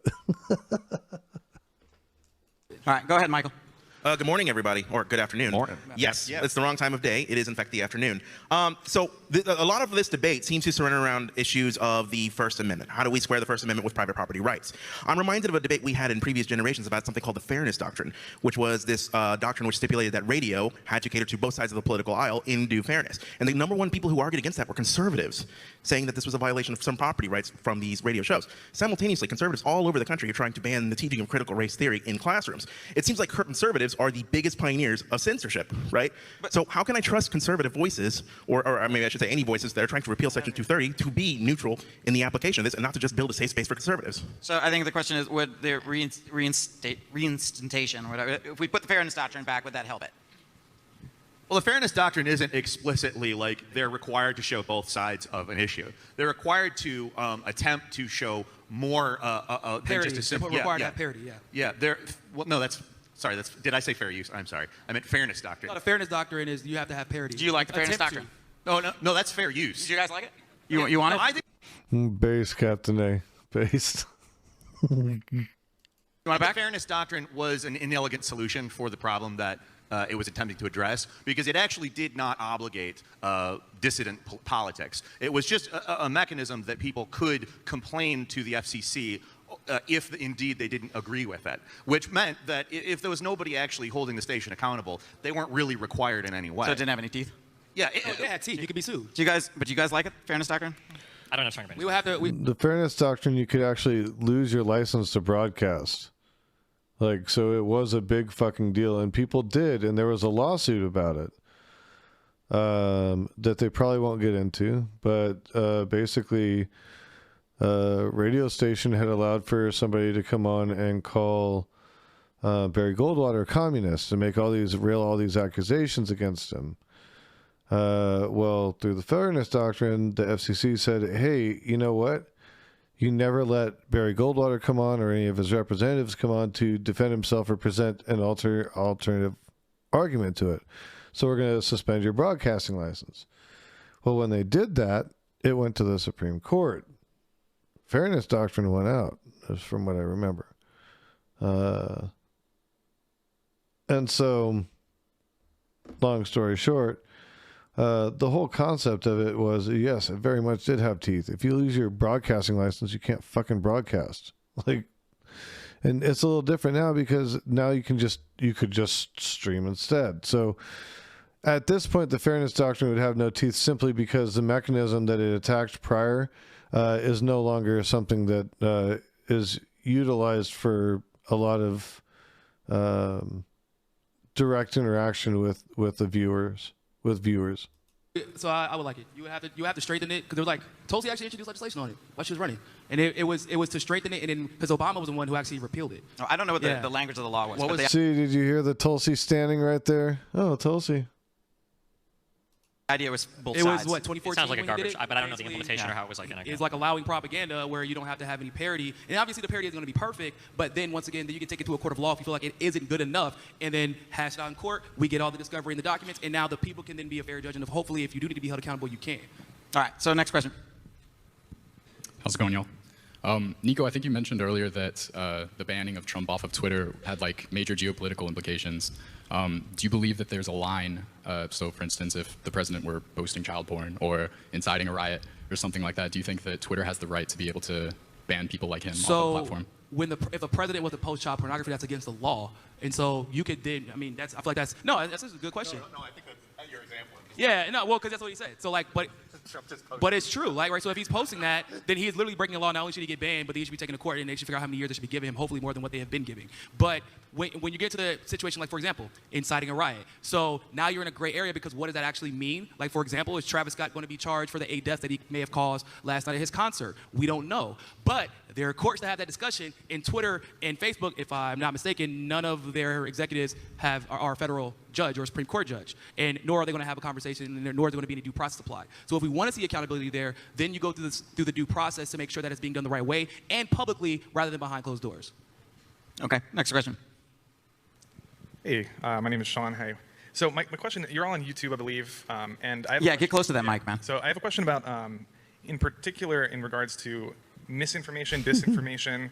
I haven't heard too much discussion about that tonight, but in particular, what YouTube content creators are kind of having to self-censorship, and the left and the right is being deplatformed. This is going both ways. You know, I think it may have been served, or someone has recently been banned for debunking misinformation about the vaccines, and he was just trying to, follow the guidelines. But so, where do you think that these platforms are headed in terms? Are we going to be constantly self-censoring for the next 10, 20 years? Is there a solution that we can? That people can feel more comfortable talking about things that shouldn't necessarily be banned from discussions in like the open space? I just actually got banned recently, last week, because I quoted verbatim a mainstream media article about the vaccines. And I don't know if you all posted on YouTube, so you probably got the update, where they basically said that it actually isn't about, you can get banned, and it isn't about whether or not you're right or wrong anymore, or if it's factual or inaccurate. It's, does it disagree with the institutions that they trust, but more importantly, is it the consensus? And so now you have obviously so much that's left up to so much interpretation. God, this dude, he's hurting. Oh God, dude, oh, it's painful. I've gone back and forth with that dude so many fucking times. Jesus Christ. Ugh. Oh God, dude. Oh God, I can't believe this shit. Let's talk about the CIA owning fucking every tech company that ever existed, and blah blah blah blah blah blah blah blah blah blah blah. That we couldn't possibly know what that even means anymore because the institutions disagree with themselves every week, and the consensus is changing every week. So what they're now using is they're taking advantage of it and saying, well, we're just going to ban anyone who is talking about it. Because I like for example, I'm pretty sure me and the serfs are not on the same page when it comes to mandates and the vaccinations, but somehow they'll receive the same punishment as me, and I don't think that they should be removed off of YouTube no more than I should. And so it's going to eventually leak over. We found the leak. He's wearing red pants.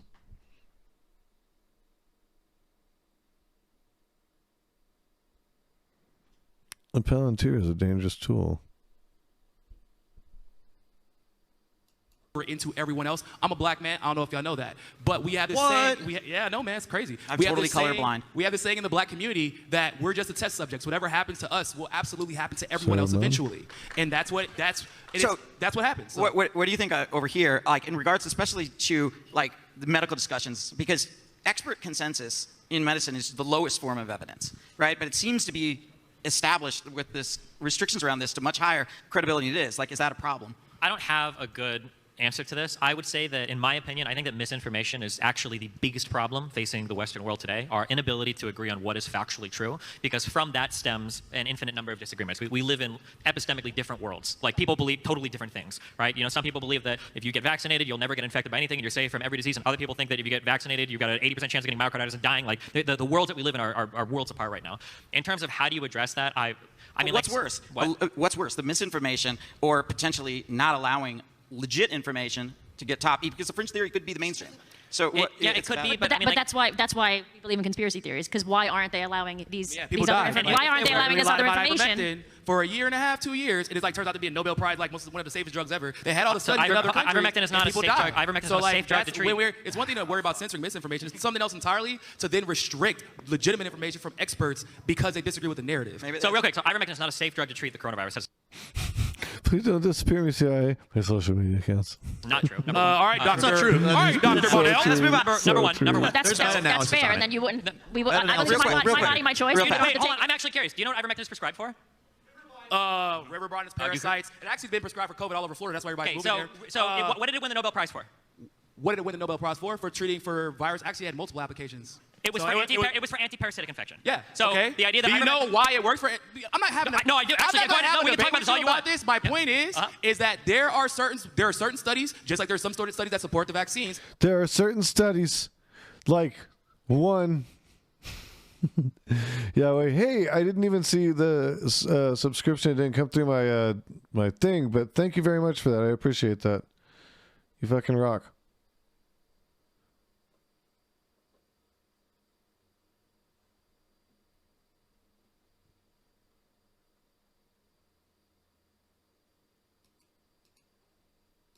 That also supported the ivermectin.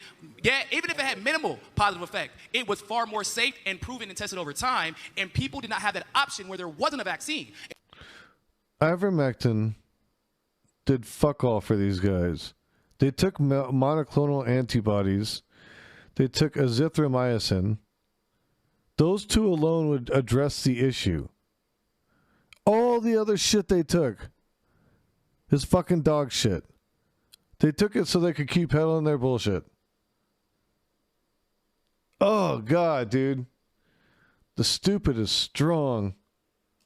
And so if it could have saved someone's life, it didn't, because it was being banned based off of information being put out, and the information that was considered to be on the fringe. That we're gonna argue over the science of this. My point is, are the consequences from suppressing potentially legitimate information could cost lives. That's the problem. Is this misunderstanding that like we're gonna find truth on fucking YouTube when it comes to like medical information? Like that's chances are. There are literally doctors on YouTube. What are you talking about? Chances are doctors are not multiple doctors on YouTube. A doctor, like actual doctors, not like fake Twitch doctors. Real doctors. Wait, who is he talking to? Yeah. Twitch doctors? No, they're YouTube doctors. If they're doing this shit on YouTube, they're not handling patients. I'm sorry. And nobody should trust a doctor on YouTube. And any doctor on YouTube that even is worth their fucking salt will tell you, I can't even fucking advise you because I'm on fucking YouTube. And then they tell you, go to a fucking doctor in your area. Dumbass. Dumbass. Fucking dumbass. Right now. I'm talking to multiple doctors. Multiple doctors does not make research. Watches YouTube. Multiple doctors does not make scientific consensus. Maybe YouTube should be held to publish standards for it. Next question, go. I swear to God, this was my question before all that started. All right, so it's mostly to Niko, but it's for anyone else on the panel. Let's say, in a hypothetical scenario, there was some sort of global pandemic. And let's say that hypothetically, misinformation was being spread on social media platforms that, if followed, would reasonably result in bodily harm or death. Should social media platforms do anything about that? And what would that look like if they should? So I don't think it should be social media. Yes, Captain A. Yes. Every doctor on YT. This is not medical advice. For the love of God. Sweet fucking Jesus. Like, please, people.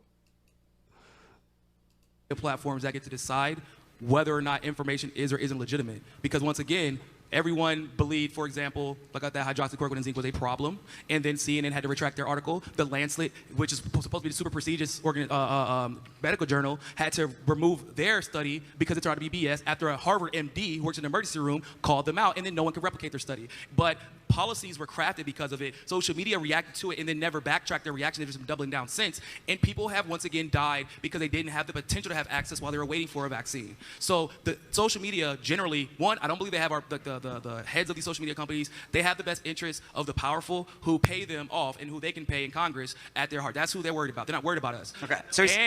So it shouldn't be social media's job. It should be everyone gets to put information out there, and then you have these groups and you choose. There's this whole ass thing called the internet, and if you want to put information out there, you can go buy a fucking domain and, you know, I don't know, build a fucking website and put out whatever fucking information you want. Like, are you seriously crying because you can't do it on fucking... on Twitch or YouTube or Facebook? Go build a fucking website. Hire somebody to build a fucking website. Use Google Analytics to drive traffic to that website. Like, I mean, I don't know. Maybe I'm old school. Maybe I fucking learned about internet sales and marketing shit, you know, at a time when it was more pedestrian and you had to do more work. But, you know, there's other ways. Do I think social media has too much control? I think Facebook owns too many properties in that space. Absolutely. But the cabal and all this shit, get the fuck out of here. Get the fuck out of here. Based off the information available, what is the correct solution? But what we've seen historically, like with marijuana, for example, the same people who've pushed lies about hydroxychloroquine, ivermectin, or interferon alpha 2B were also telling us marijuana was going to fucking kill us. Remember? So, and they were wrong. But why did they do it? Because of the agenda. So it's the same agenda that may be disallowing things to come out. It also could be the agenda that is why they're... This is not even equitable. This is such a false equivalency. What a fucking bunch of bullshit. This is a false equivalency, dude. You fucking damn well know it, too. Purporting lies about things that they're saying is good for you or good or not good for you. So the answer is no, they should never be in charge of that. The agenda, yeah. The Illuminati. A lot of the information. Do you think like those bias narratives are curtailing the truth? That the what scenarios? The bias narratives, the Yes. idea, like an agenda. I do. I have friends that work in the medical industry, and I know what goes on behind the scenes. Well, And Capital I've had, has... Sorry. No, it's fine. Everybody's got friends that work in the medical industry and knows what goes on behind the scenes. I hear that so much from people. I got friends that work in it. I know what's going on behind the scenes.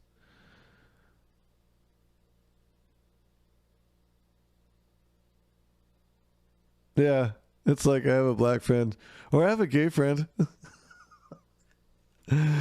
Like, Jesus. Maybe. Maybe, you know. I've worked in the medical industry. I used to work in pharmaceutical advertising before I was a YouTuber, and I know what people will say to sell drugs. So I know that there are narratives. And oh, hell yeah, son. You're just my friend. It doesn't matter anyways to me. The narrative is money in this case, and we just have to be aware of it. Does it worry you, Stephen? Does it worry you, Stephen? So I think that, I don't know if I would say that legislatively it should be a law, but at the very least there should be like a moral and then enforced culturally, like an obligation for these private social media companies to try to do some sort of fact-checking on their platform. Because like the rampant misinformation is just so unbelievably societally and physically destructive. We definitely agree on that. I think fact-checking would be a great thing. Sorry. Fact checking. No, I think everybody agrees fact checking would be a great thing. It's just we don't trust the fact checkers. Yeah, I think that's the argument on this side. There's influence. There's money in that. Right. Like in terms of like even with medical studies, there's capital who is able to write grants to these people and not to these people based on their agenda. That's just how self-interest works. Isn't 80% of the FDA funded by pharmaceutical companies, right? Roughly, right? And then Pfizer was the #1 donator. I want that Arielle they were the #1 woman to sit up straight so we can see how much taller We gotta go next question. We gotta go next Ask question. that exact question. Let's do the next question. Next question. Hello. Checkered shirt. Let's go. Right. So Niko, this is a question for you. So I'm. Oh, is that me? Yes. Yeah. Okay, so like the board of directors at most companies, they're going to have like a fiduciary responsibility to like seek profit for their shareholders, and they usually get. Say that again. Can you speak a little bit? So the board of directors at every company is going to have a fiduciary responsibility, like legally, to the shareholders to seek profit. Now, most conservatives, I feel like, would agree this is a good thing in most industries because it requires them to make decisions that are going to, make the most money, follow the like invisible hand of the market, all those things they believe in with, arguments for capitalism. So it's just interesting because they would like make approvals on the terms of service usually at most of these websites. So they're making decisions on like what they ban based off of what's going to make them the most money. Like there's a reason that BitChute is not as big as like YouTube at this point.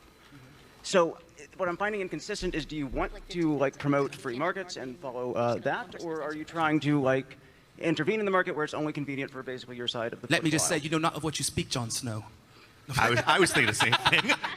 Nah, but It really does look like so that. one of the reasons that you really do. One of the reasons that BitChute or any company or platform isn't as big as YouTube is because there is literally no way to be bigger than YouTube.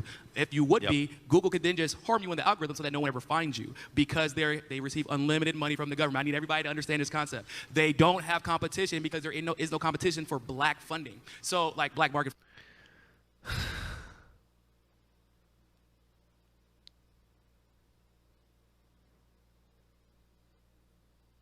Show us the proof, Niko.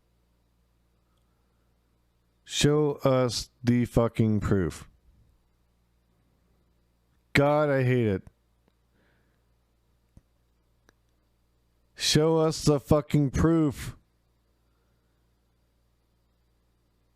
For fuck's sake. Niko, show us the fucking proof, for God fucking sake. Otherwise, shut the fuck up. Jesus fucking Christ, dude. Show us the fucking proof. Where's your magic fucking papers that you got from some leak from some secret fucking government agency from fucking some far off land that can validate all your fucking claims? You can't handle the proof.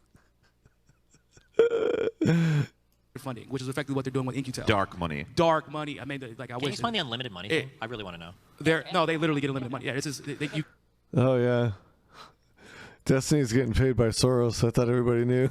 Can't keep track of it. So so in a vacuum, I would agree that it would be a good thing for people to craft their terms of services based off of what would make the most money. But what you have though is like Facebook and Twitter both do things where they know it will hurt the engagement, which is actually how they make the most money, and they don't have to worry about the consequences because they are eternally. Yeah, Niko totally does seem psyop. Actually, it's fucking weird the way he twists shit around. Like he totally does, man. Like.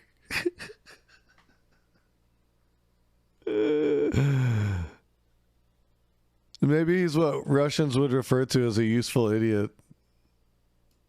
Shielded from those consequences because they're doing the agenda of whoever's in power at the time, so they don't ever have to be held accountable as long as they're. You want to know the proof? The proof is I watched my friends down face down in the mud. Oh, wait a second. I'm off the rails with this one now.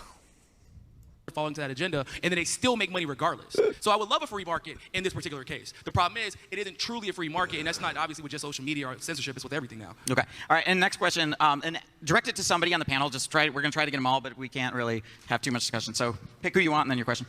Anybody, up for grabs. Any radio station, any television station, any cell phone provider, anything that goes through the airwaves. The airwaves are dictated to be public property, so you have to have a license for the frequency that you broadcast on. Could the private property, public company issue be ameliorated if you just said that the internet itself was like the airwaves and that it is public property, and these private companies become, in their own fiscal interest, if they want to grow, once they get to a certain scale, then they reach certain levels of regulation? I mean, I think, or what you're saying is like, kind of switch the technology to go to airwaves so you don't have this like. Yeah, but how would you store content though? Like you still need Amazon Web Services. Their broadcast towers for radio stations are privately owned. I guess, but servers for DirecTV. So what is the question whether or not it should all be regulated like the airwaves are? Yeah. It's just regulated like the hypothetical. airwaves or actually broadcast through the airwaves? What? Regulated through the airwaves or actually broadcast through the airwaves? I don't understand what you mean. Like, the question you're asking, should it be regulated like airwaves have been, or should it be? You're saying that the internet should be broadcast through airwaves. I guess that's what. Just regulated, because obviously it's not broadcast through it. I mean, the communications bill kind of killed the way that they were regulated before. Yeah, that's they're not regulated anymore effectively. So. But yeah, it's kind of weird too in a different industry. I don't want like all of the internet to have to like be like no profanity, no obscenities, no pornography. Like that sounds like a pretty boring place. Yeah, you'd be screwed. But you're talking about like as a public, like basically this is a public sphere and like everything can be regulated as if you. I mean, I don't know what you. I do believe it's a public good. All right, next question. We got it. We're ticking here. Fire away, Justin. Next. And make sure you're hey, handsome. getting coronavirus hey, you by handsome putting with the mic. suspenders. Yeah. Do it, Arielle did. Get real close to the mic. Okay, so this is for Peter and Niko. So do you believe that companies should have the right of freedom of speech? And if so, do you understand that what you're advocating for is going to be restricting the freedom of speech? How? Well, telling them that, these companies shouldn't be able to ban these people for talking about COVID-19 or talking about taking ivermectin, whatever. Telling those companies that they shouldn't be able to ban those people, isn't that restricting their freedom of speech? Well, yes. In some ways, I agree with you, actually, on that. I don't know that I actually 100% think that one way or the other, as things are today, in a world where there is ownership that is very specifically concentrated among a few people and everybody else is not the same thing. I don't know that there is like an explicit, simple solution for it. So what I'm advocating for isn't necessarily just totally like, hey, you can censor whatever you want. I don't want that. Actually, I want the decisions to be made based on these sort of rational rules, which Section 230 ultimately is a rational rule. The problem is that I don't think that these companies are acting explicitly as just platforms. I think illegal stuff, like threatening stuff, that stuff, if like they have in their terms of service, you're not supposed to do this. I think that they're within their right not to have that there. I just think that if we're in the more like political freedom of speech area and we have companies that are basing much more of their model on boosting or de-emphasizing certain content, then they should be looked at closer, not necessarily exactly the same, but closer to like a newspaper or a New York Times or somebody who solicits content and publishes it, as opposed to somebody who is just allowing people to say whatever they want on their platform. And I would say that saying that you don't want people to restrict free speech is in violation of the First Amendment. It's upholding it. Like if for example, I'm a journalist. I work for RT News. If I get banned, then my First Amendment rights, and this is what we're seeing over and over again, journalists, verified accounts getting banned for doing their job. Like, you don't have a First Amendment right on a private platform. Go set up your own fucking website, you dork. Jesus Christ. RT has their own fucking website. You don't need Facebook. You're literally violating freedom of the press. And it's like, if I say I don't want that to happen, then I'm actually against the First Amendment. That doesn't really follow. Say that again? Well, then once again, then when that corporation stops getting unlimited funding. Yeah, RT is not news, so they're not journalists.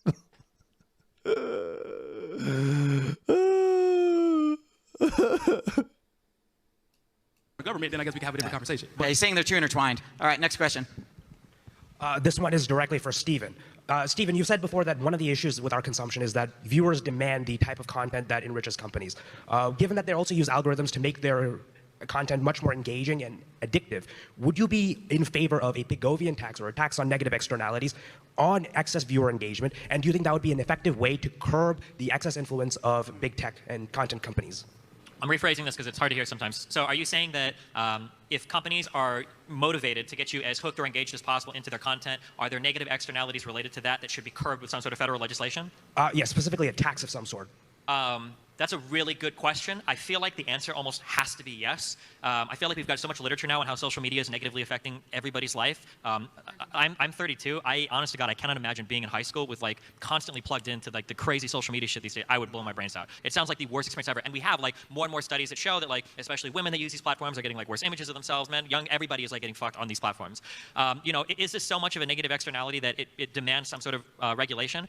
Maybe. I mean, we've done it for things that have negative stuff in the past, like you know, drugs. Obviously, things like cigarettes or alcohol are disallowed until a certain age. Do we need to take the same step with social media, or go like a Chinese or a South Korean route where you say like you have a limited number of hours you can spend? It sounds really draconian. It sounds probably incompatible with our current U.S. understanding of freedom, but I feel like something should probably be done. Yeah, because 3 hours of video games per week would definitely hurt you. Okay, okay. Let's. Hey. I wasn't even allowed to play. I wasn't even allowed to play video games during the week. So next question. Sorry. Desi stepped real quick, up. 15 seconds. He said, "What?" I think that also can have a negative effect because we might be banning people from positive experience as well. So it really depends on how that person wants to live their life, and they have to make the decision for themselves, unfortunately. And I agree with you. I think that too many teenage women, I've made videos about this, are massively coming across more depression symptoms and anxiety symptoms.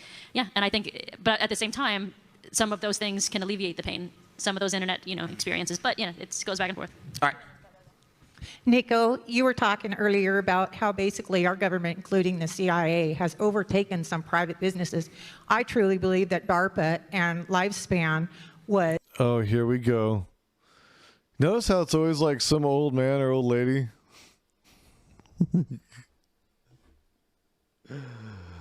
Oh, here we go.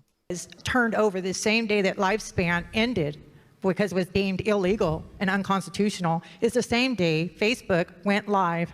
Okay, so I believe these platforms are being controlled by our government, and therefore our government is using the phrase private to get away with things because they know that they could never get away with it if they went and said they were government.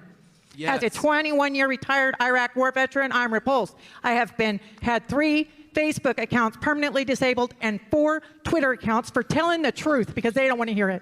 Yeah, what's that truth? I'd love to hear the truth. I'd love to hear the truth she's spieling that's got her that. Yeah, that's a brilliant point that you brought up. I was going to bring it up, but thank you for your service. So, like, what she's talking about is the fact that Lifespan, which is a CIA program to track people as they get older, know exactly where you are at any point, and have you actively, voluntarily engage in telling everybody about your life. That stopped the day of Facebook going live, which was like February 2004, if I'm not mistaken. And then the female who was in charge of that program actually ended up in Facebook a few years later. So you're literally having ex-CIA agents during election years. It was 2016, I believe, is when she joined. Because, like people that work in like government jobs never go and work in the private sector. And that's just really weird that sometimes people go from public sector jobs to private sector jobs. I would never think that ever happened. And that sometimes that could happen with like intelligence agencies, especially when you're talking about big tech. Like, I mean, I am just astonished that there could be a situation in which somebody that works for a government agency which deals in intelligence and probably has a good handle on technology would end up working for a company that's going to deal with vast amounts of information and need robust technology. I am so fucking astonished at that. Like, it just never would have crossed my mind that that could happen. I mean, it's just, fuck me, who would have thought, I'm just saying, Going into the program, basically going into the mirror of the program that she was the head of the CIA, and then we're supposed to pretend as if these programs aren't doing, or these private, quote unquote, private companies aren't doing what the government is doing, but they're hiring all the people who are involved in the government. So this is the root again. Yeah, we're getting what you're saying, but we're kind of. Is there anything to add because like we're right at time? And go ahead. The thing that I have to add about just this conference in general, I think that nobody knows the exact truth because I think truth is hidden from us for personal biases, and I think that we just need to calm down a little bit. Too much testosterone. That's good. But I think that the point of this conference and the point of making YouTube videos and such should be more civil and more open to other people's ideas and not attacking other individuals for having different opinions. And I think that is the way to go forward. I concur. And I think, yeah, and I mean, that's coming from a moderate, which makes a lot of sense, right? So that's cool. Yeah. And the one thing I think I can say is everybody here, it seems at least slightly favor the fact of transparency of why you would get banned. And even Steven said he would probably vote for that law. So I mean, that seems to be shared. So and antitrust laws are not strict enough. I agree. If anybody that used to work for the government wants to sign up for my company, my email is open. I need some of that unlimited funding, so yeah, jump right on that. That's awesome. All right, we're going to take a break. Thanks so much.